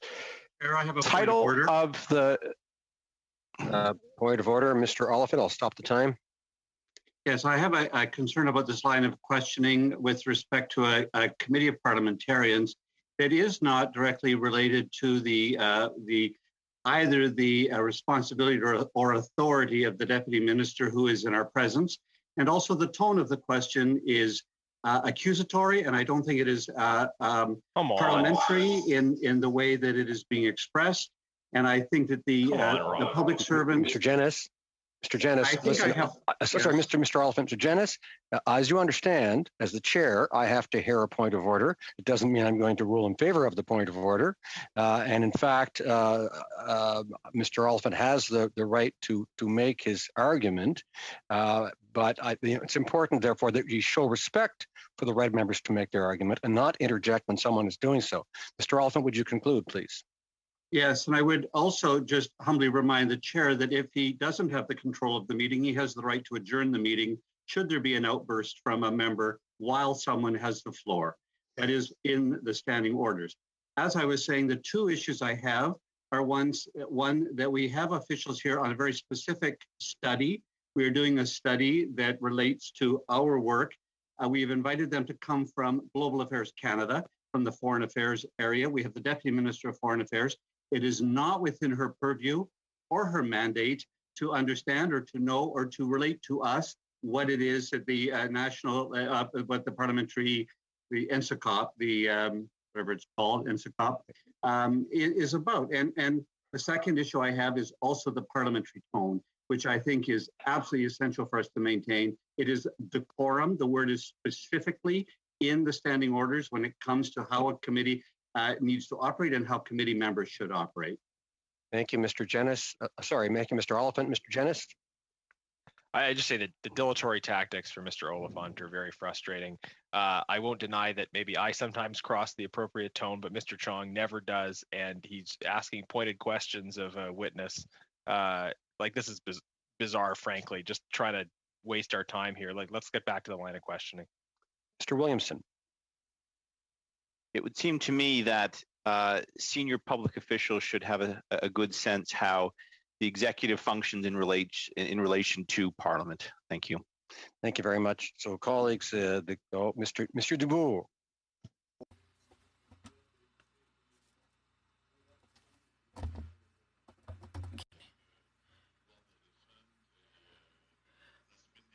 Just last week, we had the president of NSICOP, and I think that those questions should have been asked at that time.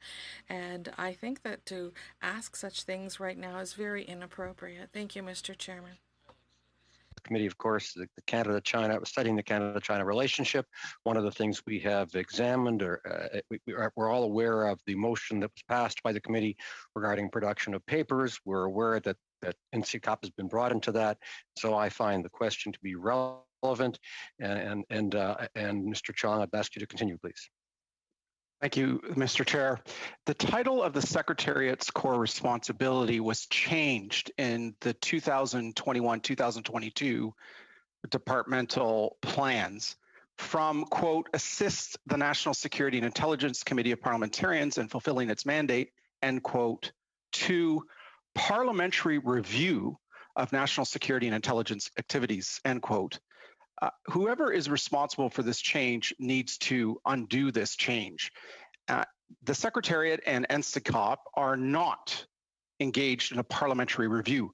We on this committee and in the other standing committees of the House of Commons and in the joint committees of the Senate and the House and the committees of the Senate engage in parliamentary review. NSICOP is not a parliamentary committee. It's right in section 4.3 of the Act. And I would like the Government of Canada to ensure that that wording is changed as soon as possible in order to ensure the information is accurate and consistent with the Act.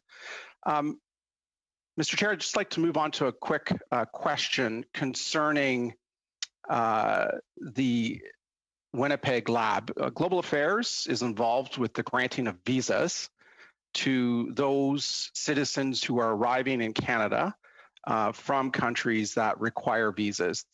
A scientist from the People's Liberation Army Academy of Military Medical Sciences, Fei-Yu Yen, worked for a period of time at the Public Health Agency of Canada's National Microbiology Laboratory. When and under what circumstances did GAC issue a visa to Fei-Yu Yen? Mr. Chair, issues related to the Winnipeg lab are being handled by the Public Health Agency of Canada in collaboration with other federal partners, and would be best directed to the Public Health Agency of Canada, and in the case of visas, to Immigration, Refugees and Citizenship Canada. Okay. Can you tell us if President Biden's recently announced that he's ordered the intelligence community in the United States to conduct a 90-day investigation about the two likely theories about the source of the coronavirus, one being that a human contracted it from an infected animal, the other that it was an accidental leak from the Wuhan lab, the Wuhan Institute of Virology.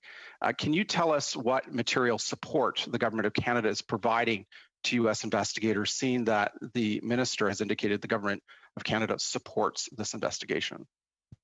Mr. Chair, the Government of Canada is strongly committed to supporting the WHO and its scientific work to trace the origins of COVID-19. We believe that this is essential to detect and respond to future pandemics and biological threats. And we support the work that the United States is doing to assess as well the origins of COVID-19. And should we be asked to provide assistance, we would be happy to. But we believe that that this is essential for the WHO to be provided with the transparency, the information that it needs, and we're committed to collaborating with our partners in any way that would be helpful. Thank you, Ms. Morgan.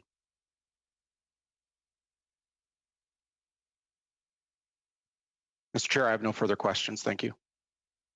Sorry, I was thanking you, but I was muted. So thank you, Mr. Chong. And maintenant, on va à Mr. Light. And now we are going to the next witness, Mr. Lightbound. Yes, thank you very much, Mr. Chair. I would just like to offer my thoughts and prayers. I'm sure that my colleagues are with me, to the community of London who has been impacted by a heinous and unjustified attack today. And let's think about the entire Muslim community in London who should not be living through such a thing. My first question, and Mr. Oliphant mentioned this and the minister did as well, but it has to do with the February declaration where Canada was talking about or rather was leading the charge against the arbitrary detention state to state. So 63 countries right now have adhered to this declaration. Can you tell us what has been done regarding this, and how have more signatories come on board to this extremely important agreement? Thank you very much for this question. This is a very important issue, and Canada has shown great international leadership to put an end to this quite unacceptable practice of arrests and arbitrary detentions. So the 63 signatory countries represent almost 1/3 of the world's countries, and they have supported this. They have supported this, and we're very proud of the work that we have done with here at the department. And recently, on May 5th, we published a plan of action with the absolute support of the G7 countries to go on to action and to make sure that we put an end to this practice worldwide. We are endeavoring to speak to other countries about this, and we hope that at one point we will be able to come back to this committee to tell you that more countries have come on board and signed on. In my bilateral conversations with colleagues, as does Minister Garneau.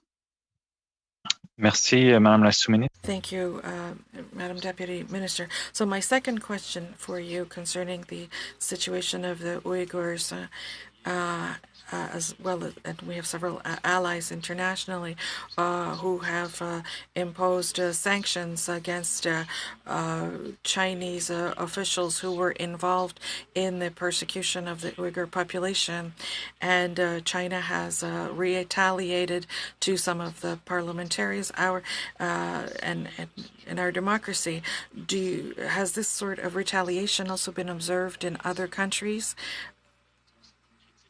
After certain more firm criticisms and necessary criticisms have been made towards the Chinese government? China's sanctions against Canadian parliamentarians and democratic institutions is unacceptable. And this is something that we have made very clear. It is an attack on transparency and freedom of expression. And we will continue to take action when these rights are when these rights are violated. I think, as you may be aware, at the same time, sanctions were announced against parliamentarians, experts, and organizations in the United States, the UK, and the European Union. Merci. Thank you. And my last question, I'm following Mr. Chong's line of thinking with regards to the Biden administration asking about the origins of the virus. What are the obstacles in such an investigation? What kind of collaboration or absence of collaboration? What can be done to shed light on the origins of the COVID-19? With the final report on the origins mission to China, which was conducted by the WHO, that was an important first step. But the experts that were engaged in that report did not receive full access to data.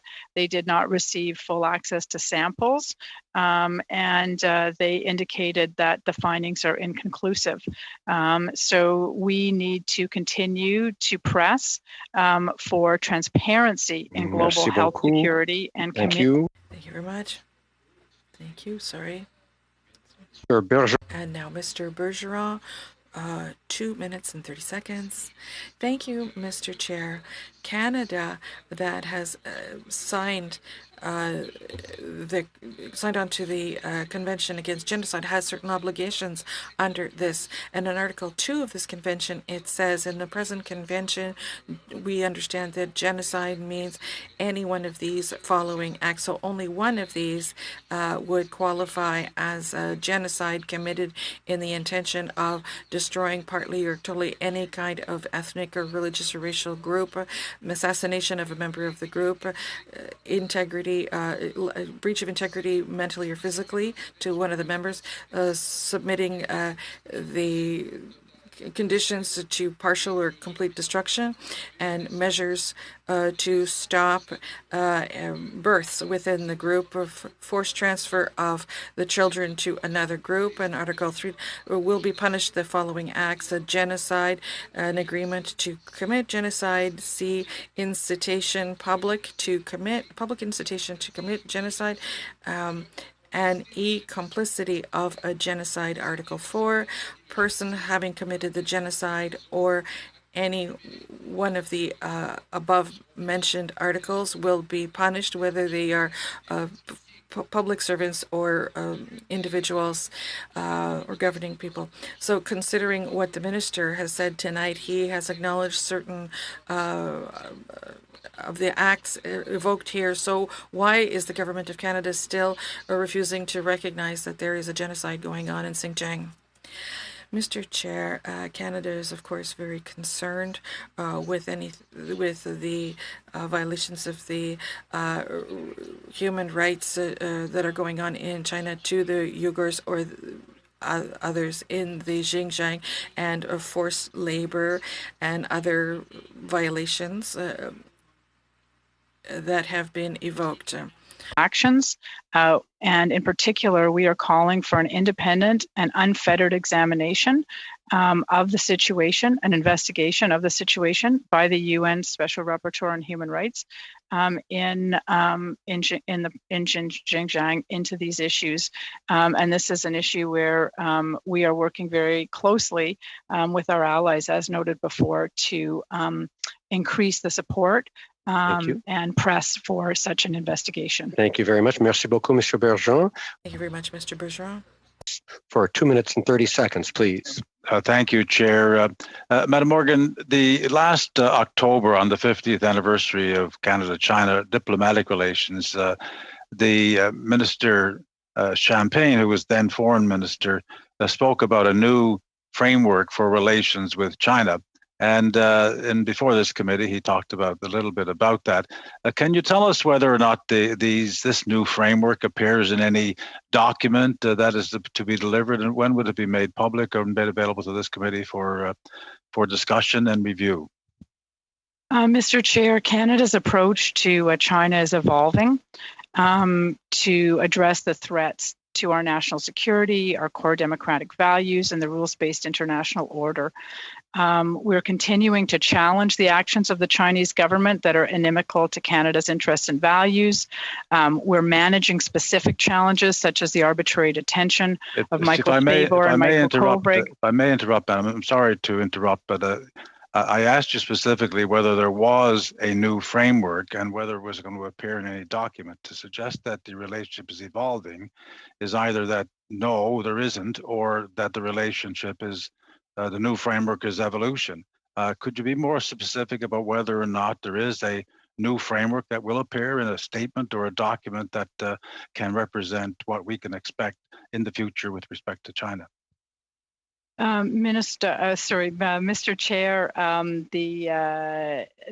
Canada's approach to China continues to evolve, and we recognize that we need to contest and in areas where China is a threat.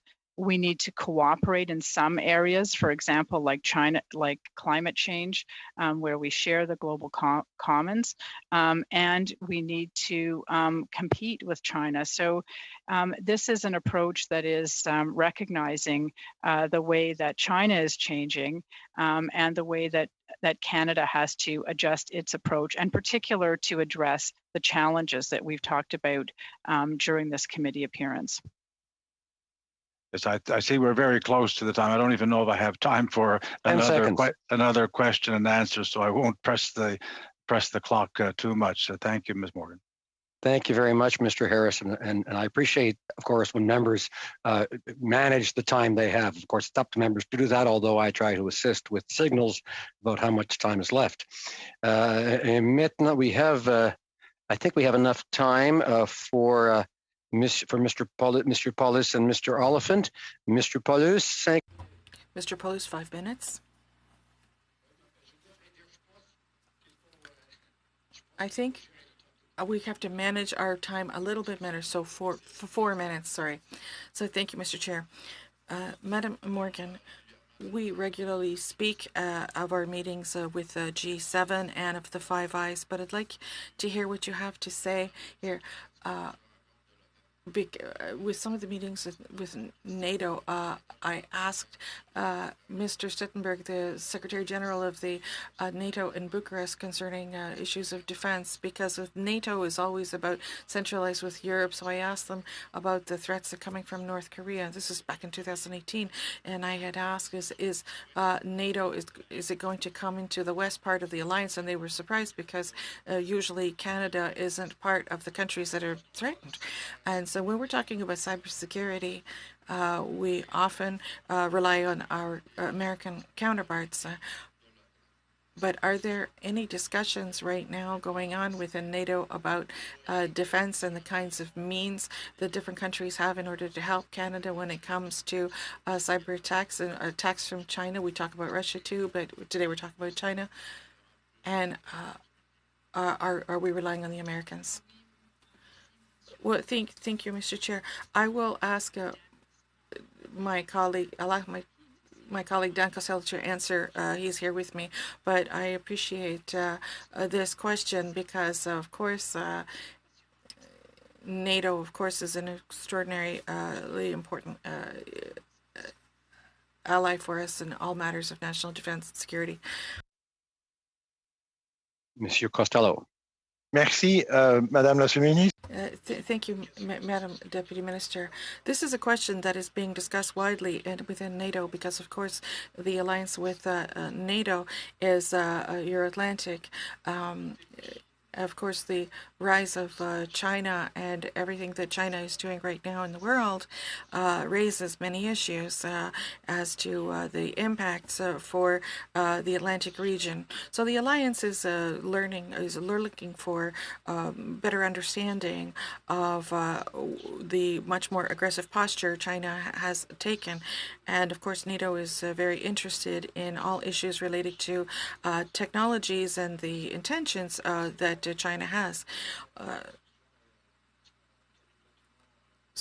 So there are certain documents with this, and even though NATO is dealing with a specific region, they are nevertheless interested in learning more globally. So can we, with regards to NATO then, can we talk more about, could they be an ally then to Canada when we're talking about the Northwest Passage? We have to talk to, of course, we talk with Americans, but can member countries of NATO also pressure and help us? I'm looking for the word. Are the NATO countries willing to talk about the Canadian North, or is or not? Mr. Costello. Of course, the North Atlantic here is well, everything that is part of it. Anything that has to do with security issues in the North is something that we share, and some of our members are also Arctic member countries, but I would say that the NATO alliance is, of course, dedicated to the defensive values. Thank you very much. Thank you, Mr. Peluso. Mr. Oliphant for 4 minutes, please. Thank you, Mr. Chair. I want to go first to consular affairs because that was raised in this issue, and the difficulty that we have had with respect to China respecting dual citizenship, particularly Mr. Chalil, whose family I am personally in contact with regularly. Can you tell us what attempts are made by consular services in China from the Canadian government to try to get access to Mr. Chalil? Thank you, Mr. Chair. Yes, the issue of dual citizenship is a challenge for us in terms of consular cases in China, particularly if citizens are traveling on their Chinese documents. Our ability to access consulars, to provide consular services, is restricted. This has been the case with Mr. Chalil, and we continue to advocate for consular access to Mr. Chalil, as well as access for his family. And this is something that we do regularly with the government of China. Thank you, Deputy. Switching tack, I'd like to talk a little bit about Minister Garneau announced recently that we would cooperate fully with the American government, with President Biden and his administration, with respect to their intelligence operations regarding the origins of the novel coronavirus. Is this going to take activity from the government? Is it going to take resources? Is it are there cooperative activities already started, or will we be responsive in that activity? Thank you for that question. I think that this is an area where we are very aligned with the United States. And in fact, on the 30th of March, Canada was one of the 14 signatories to the US-led joint statement on the WHO-convened COVID-19 origin studies that reaffirmed the importance of transparency in global health security and continued commitment to coordinating with our partners. So we will work with the United States, whether on this issue, whether it is through the WHO, whether it is through the collaboration with our security and intelligence agencies, as we do regularly as requested, and that coordination and that cooperation to push for solid scientific work to trace the origins of COVID-19 will be across multiple fora and within existing resources and partnerships that we have. Thank you. That's all the questions I have. I'd just like to close from my personal thanks to the deputy and the ADM and Mr. Epp as well, and for your whole team on the China files. It is a complex, complicated file, and it takes every day and every bit of your energy to keep up. So thank you for your help with the Canadian people on that topic. Thank you very much, Mr. Oliphant, and allow me also to thank the witnesses. We very much appreciate your presence with us today. We'll now take a 5-minute pause, suspend for a change of a new witness, prepare the new witness, and a health break. We'll see you shortly. Thank you.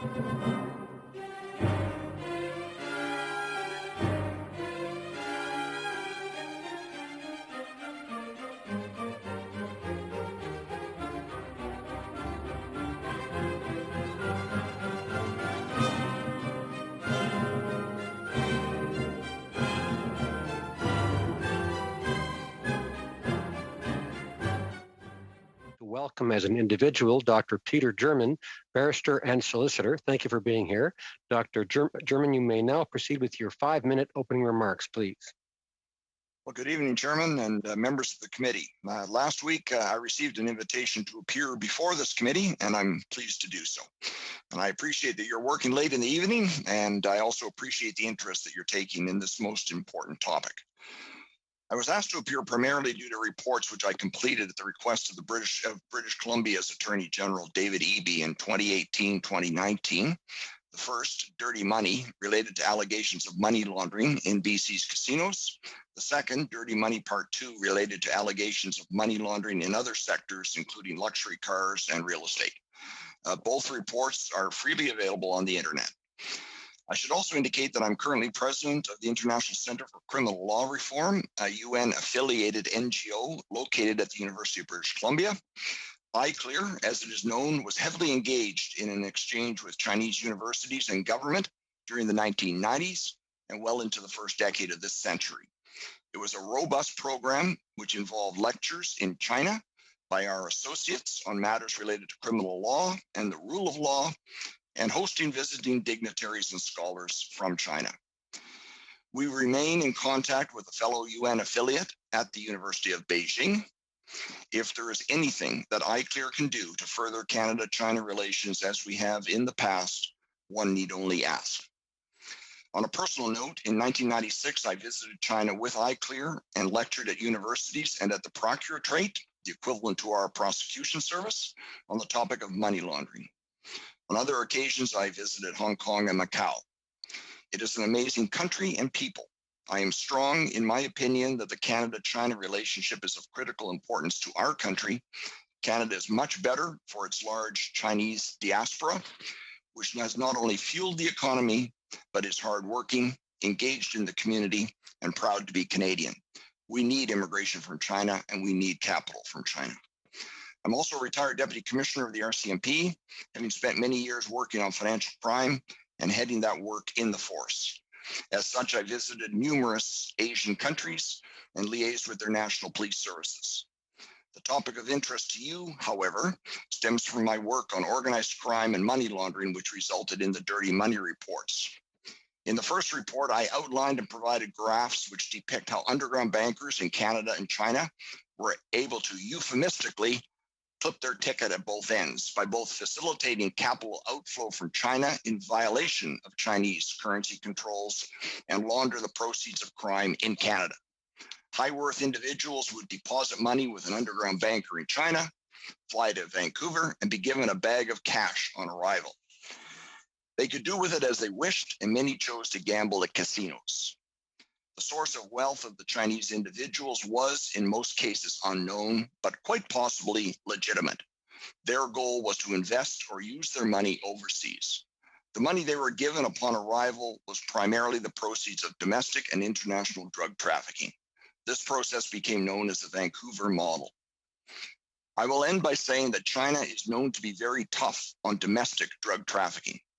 The issue is Chinese organized crime groups which operate around the world outside China, including the Big Circle Boys and the Triads, who utilize familial connections and networks to distribute drugs manufactured in Guangdong province and elsewhere to the world. Let me be very clear, however, Canadians consume those drugs and buy the illegal commodities, so blame should not be unidirectional. Furthermore, it is important to realize that organized crime today is global in its reach. It forms alliances as required, is not confined to one ethnicity, and is not commodity specific. Thank you for the opportunity to appear before you, and I'm happy to answer any questions that you may have. Thank you very much, Mr. German. Nous commencerons notre tour. Il y aura seulement le temps pour un tour de questions. Mr. Paul. Mr. Police, we have one turn for questions. You have 6 minutes. Thank you, Mr. Chair. And hello, Mr. German. Thank you for being with us. You've talked about organized crime, that it has its tentacles everywhere, and different criminal organized groups are around the world. But more specifically, we're talking here about Chinese organized crime. As we know, they're well organized in Canada. What I'd like to know is, do you have an idea what mechanisms they are using in order to transfer money. One of my colleagues had submitted a bill for us about this. Is there a way that they're doing this? Can you explain how they're transferring money into the country? The issue, as I mentioned in my opening statement, is that it is difficult to move money out of China unless you have approval because of currency controls. And it's my understanding that things have tightened up in that regard over the last few years. So what you find internationally, this is not just between China and Canada, but you find this in the world generally. There are underground bankers. And underground bankers, the easiest way of looking at it, they are money service businesses, but they are simply unregistered money service businesses. So they're not registered with FINTRAC in terms of Canada. They are individuals who have a connection of one sort or other, whether it is a familial connection, whether they're colleagues, whether they're members of a drug trafficking ring. And really all they have to do is send a message from one to the other between continents and say, I've got money, I'm holding money, you can give the money to Mr. A. And no money actually flows back and forth. There's no wire transfers. There is a settling of accounts among the underground bankers at some time in the future, or the money that they have received from a client is then sent to a third party, possibly to purchase drugs or whatever. So in answer to your question, I would say what is most likely happening and most common is the use of these informal remittance providers, underground bankers.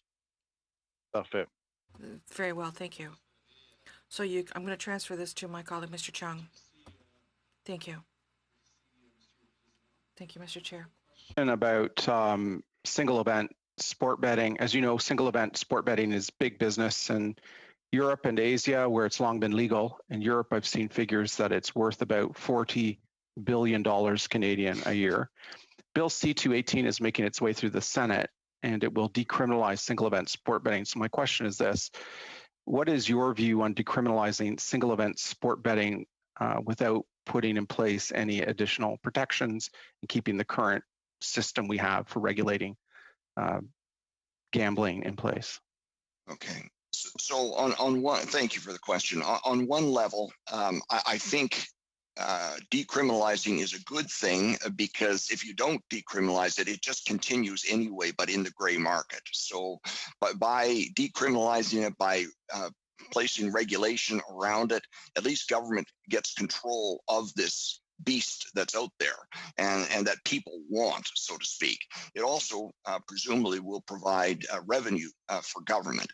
But it stands to reason that you have to have an appropriate regulatory structure, or in this case, the provinces have to have an appropriate regulatory structure to deal with it. I have not read the bill, so I don't know the details of what's being proposed, but in general terms, I favor sports betting becoming legal, so to speak, getting out of the gray market, and having proper regulatory control around it. Just a quick question. Canada has been listed in the State Department reports, as well as in other reports, as being a laggard on money laundering, and also being criticized for its opacity around beneficial ownership. So what measures should be put in place by the government of Canada and by and provinces to move us from being laggards in this area to being world leaders?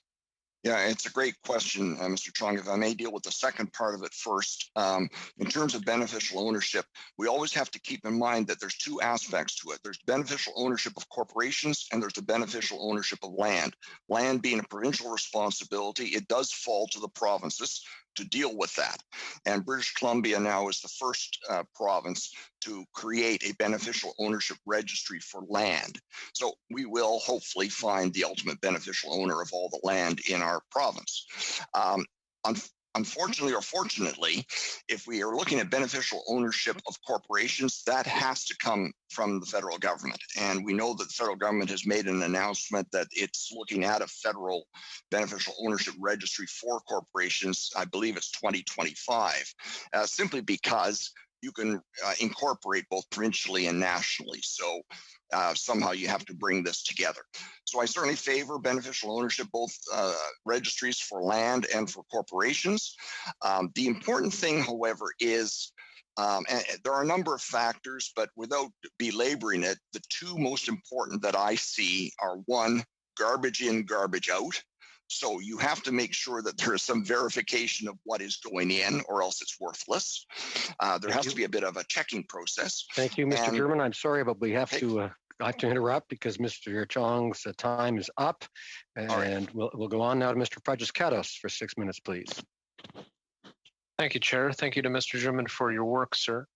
Thank you. Do we have a figure that is there a figure that exists as far as the amount of money that is laundered in Canada on an annual basis? I know that you're on record saying that it's not possible to determine a figure, so I guess I have an answer in one sense, but can you perhaps tell us why it's difficult to arrive at an estimate? Right. So the Cullen Commission currently underway in British Columbia is attempting to do that, I think. So it'd be interesting to see what their report says. Many people have tried. I'm not an economist. I'm not an accountant. So I don't try, for one thing, but there are so many different factors involved. It's not as if all of this data is transparent. Drug trafficking organizations don't tell you, they don't supply financial statements. So we generally rely on the IMF and the World Bank, which estimates the percentage of GNP that is related to illegality, criminal activity. And I believe the figures are somewhere in the area of 3 to 5%. You also have to consider that we've got not the underground economy, but the gray market, and it quickly gets meshed in with criminal money. So underground economy.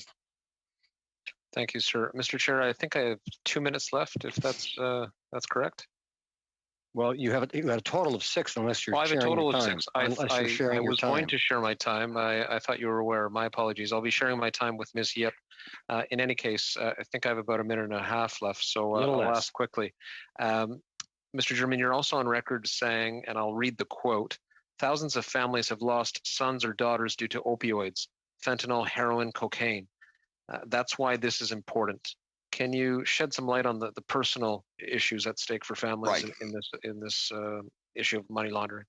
Yeah, thank you, sir. I appreciate that. I think people looked at money laundering as an abstract concept for quite some time, and I'll speak about British Columbia. And I think the dirty money reports and the work that the Attorney General did here, and now the Cullen Commission, has made people realize that money laundering is the back office of organized crime. Organized crime exists to make money, and money laundering is the process by way they cleanse their money and get to use it. So if money laundering is the back office of organized crime, what does organized crime do? What commodities? Illegal drugs. And so if you look at downtown Vancouver, you see fentanyl. We are losing more people as a result of fentanyl deaths than we are from COVID, 5 a day here in Vancouver, and I know elsewhere in the country as well. So really that's the connection there. This is about organized crime. This is about making money from illegality of one sort or another, including drug trafficking, and people die as a result. Thank you. I'll turn it over to Ms. Yip. Yes. Thank you. Thank you. Last year, you were quoted in Pivot magazine saying that all the things that make Canada a wonderful place to live also make it desirable for organized crime. There are some items on the list, but I want to focus on the large ethnic diasporas. Can you elaborate on this point, how it helps to facilitate organized crime and how we can best insulate our ethnic communities from criminal activity? Right. So every community, and I'll refer to Caucasian as an ethnic diaspora because I am Caucasian. Every diaspora tends to have its own organized crime. It's a percentage. No country is without crime. Let's put it that way. So I look at the Caucasian community and I look at outlaw motorcycle gangs, which are predominantly Caucasian. Who do they prey on? They tend to prey on people within their own community. So if you were to translate that to, let's say, the Vietnamese community, Vietnamese organized crime will primarily target Vietnamese residents of the Vietnamese community. Why? Language, culture, those sorts of things. It's easier. But what we find with organized crime these days, that alliances are taking place all the time. So as I mentioned in my opening statement, we now find that you will have gangs from different backgrounds that work together. So the outlaw motorcycle gangs will work with Iranian organized crime. They will work with Asian organized crime and so forth. So this is not about one ethnicity. And I think it's very important to point that out. And that's why I always talk about outlaw motorcycle gangs as the example I prefer. Are there any agencies that could help specific communities? You mentioned if you know that there are resources out there, or at least somebody that has some cultural competencies, for example, well, maybe you could. Right now in Greater Vancouver, we're seeing a lot of murders in the South Asian community, gang murders. So there's a real issue there. 99% of people in the South Asian community are wonderful individuals. You've got that 1% that have got themselves involved in gang activity. They happen to be very young people too. So, one would hope that the South Asian community can work within itself to help, but that's also the role of law enforcement and community policing. That's what it's all about. And it's about having police officers that reflect the communities, that are able to work in the communities on a preventative level, so that it's not just about enforcement, but there are, I think, a lot of different potential tools there that the community can use. Thank you. Thank you very much, Ms. Yip.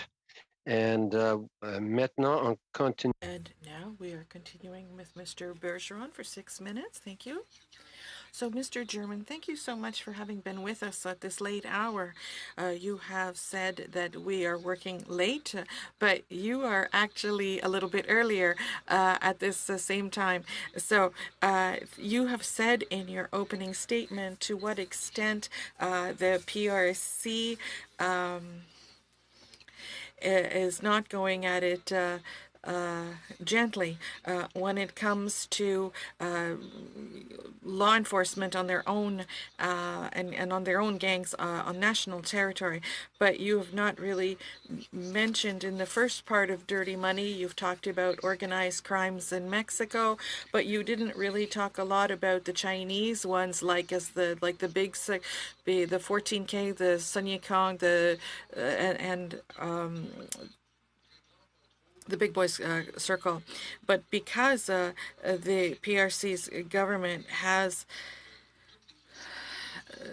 controls almost every single facet of everyone's life on its own territory, how is it that these groups acting on foreign territory, like in Canada, escape the PRC's government? In other words, do you think it's possible for the Chinese government to be using those groups against Western democracies? I suppose anything is possible. We're really talking about their state-sponsored organized crime or state-supported organized crime. I don't have evidence of that, so I can't say that occurs or doesn't occur. I should also point out that my reports were not fault-finding exercises. They weren't intended to point the finger at a particular individual. That is more the role of the Cullen Commission, which is underway right now. I was asked to find out what is going on in our casinos. But clearly, the Big Circle boys have played a role for some time, as have the triads. And yes, there's a long history in China of triads and the issue of to what extent have they been allowed to exist, what their role is internationally, and what relationship they may have with the Chinese government. I cannot say. It'd be total conjecture on my part.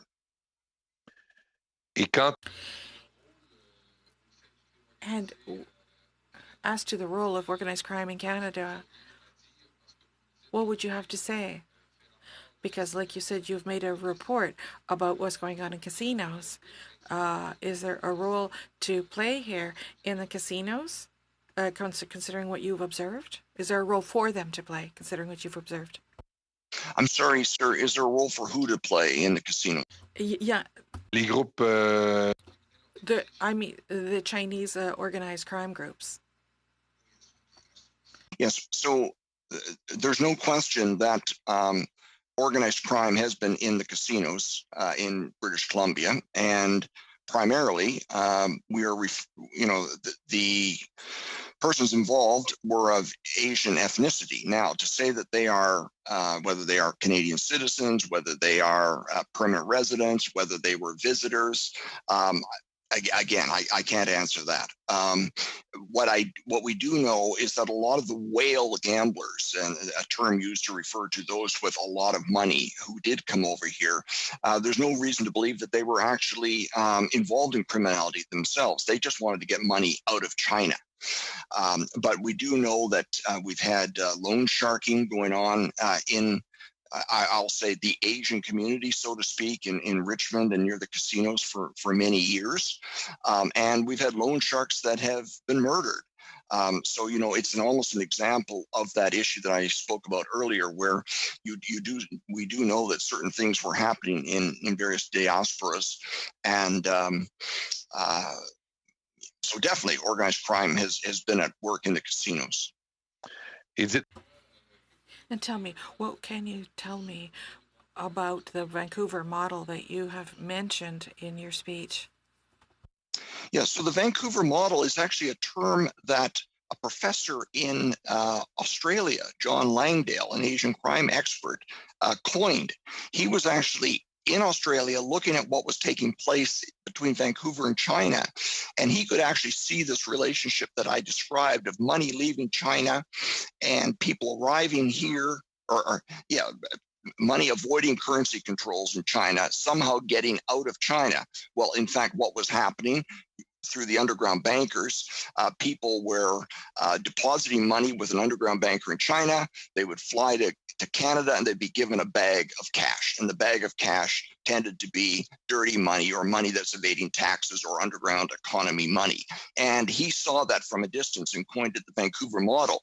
His view was that the underground bankers at both ends are getting a cut, because anyone doing money laundering will take a percentage. So this one organization is actually getting a percentage of the money leaving China and getting a percentage of the money being laundered here in Vancouver.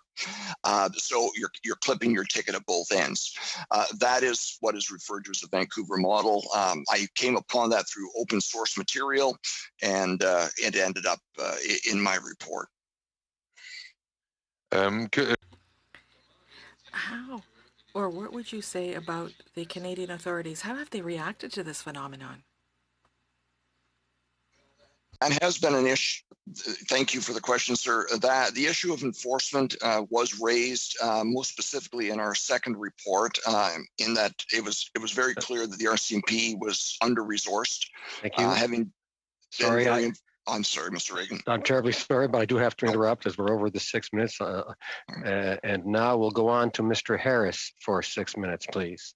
Mr. Harris. Thank you, Chair, and thank you, Dr.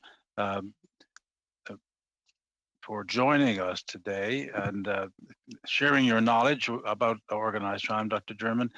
In Dirty Money Part 1, you refer to the Chinese crime groups being allied with the Mexican and Middle Eastern crime groups, and talked about their creating partnerships for different illegal enterprises and commodities. But then you go on to say, with emphasis, in addition, there have been multiple reports of state actors operating in Greater Vancouver.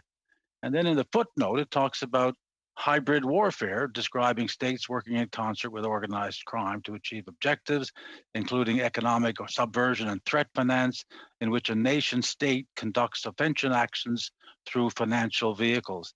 Now, can you tell us what is this about? You just indicated you didn't have much evidence of state action, but this clearly refers to multiple reports of state actors operating in Greater Vancouver. Could you tell us a little more about that? Right. Thank you. Well, I'm glad that you've read the report so thoroughly. And I think you'll find that those references refer to actually public source material that we have with respect to the move to by the Chinese government to persuade people to return to China who have been involved in or allegedly involved in corrupt activity. And there have been numerous reports of state-sponsored activity in an attempt to have these people return voluntarily. For what purpose? For the purpose of prosecution? Prosecution, I would assume.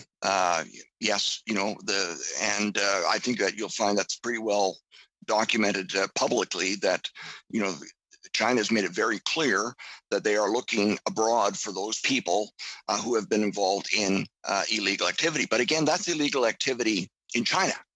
And so they're seeking these individuals who have essentially escaped their grasp. Now, there's been a lot of controversy over, are these really criminal offenders, or are these persons that are at odds with the political establishment? So those comments are made in that context, involving those individuals and the criminality that they're alleged to have committed in China. It's been suggested that some of the influence actually goes the other way, that it's possible that Chinese state actors are influencing the money laundering or in cahoots with some of this organized crime to inflate the price of real estate. I mean, maybe this is far-fetched, perhaps you can comment on that. Inflate the price of real estate in Canada to support the casino business and all this illegality. Is there any evidence of that? Are you aware of these kinds of allegations? A recent book was just published about that. Is that something that you have to give any credence to?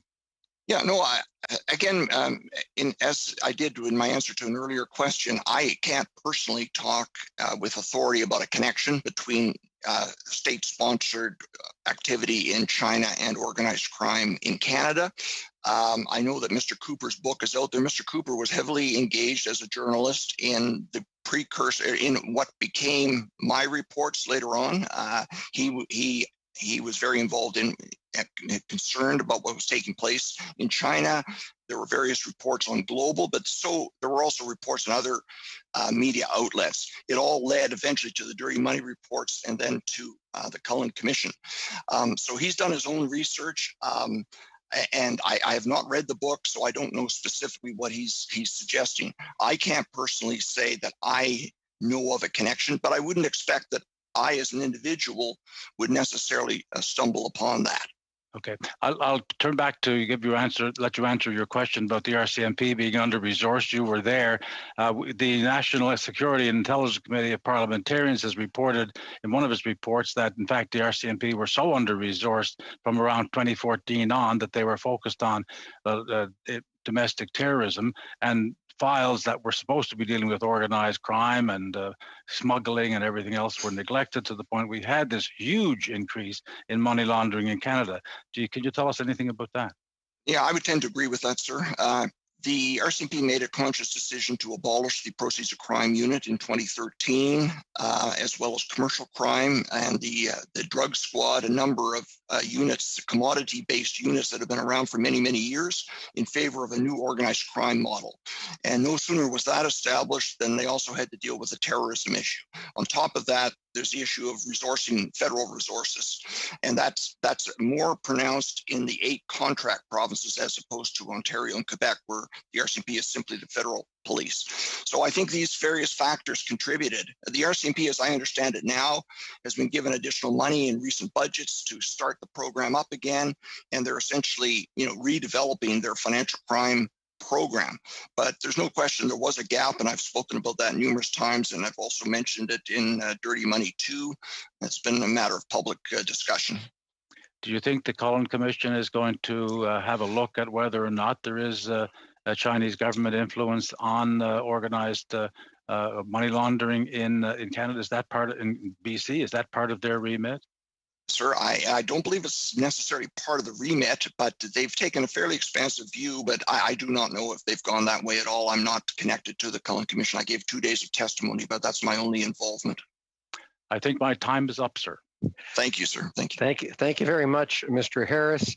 And thank you so much, Mr. German. We very much appreciate your appearance this evening. Colleagues, that concludes the public portion of the meeting. I'll ask all colleagues now to log off of this Zoom and log on for the in-camera meeting, which will take a couple of minutes to set up. So we'll see you shortly. And thank you again, Mr. German. Thank you, sir. Thank you, Mr. German. Very Thank you. interesting. Thank you.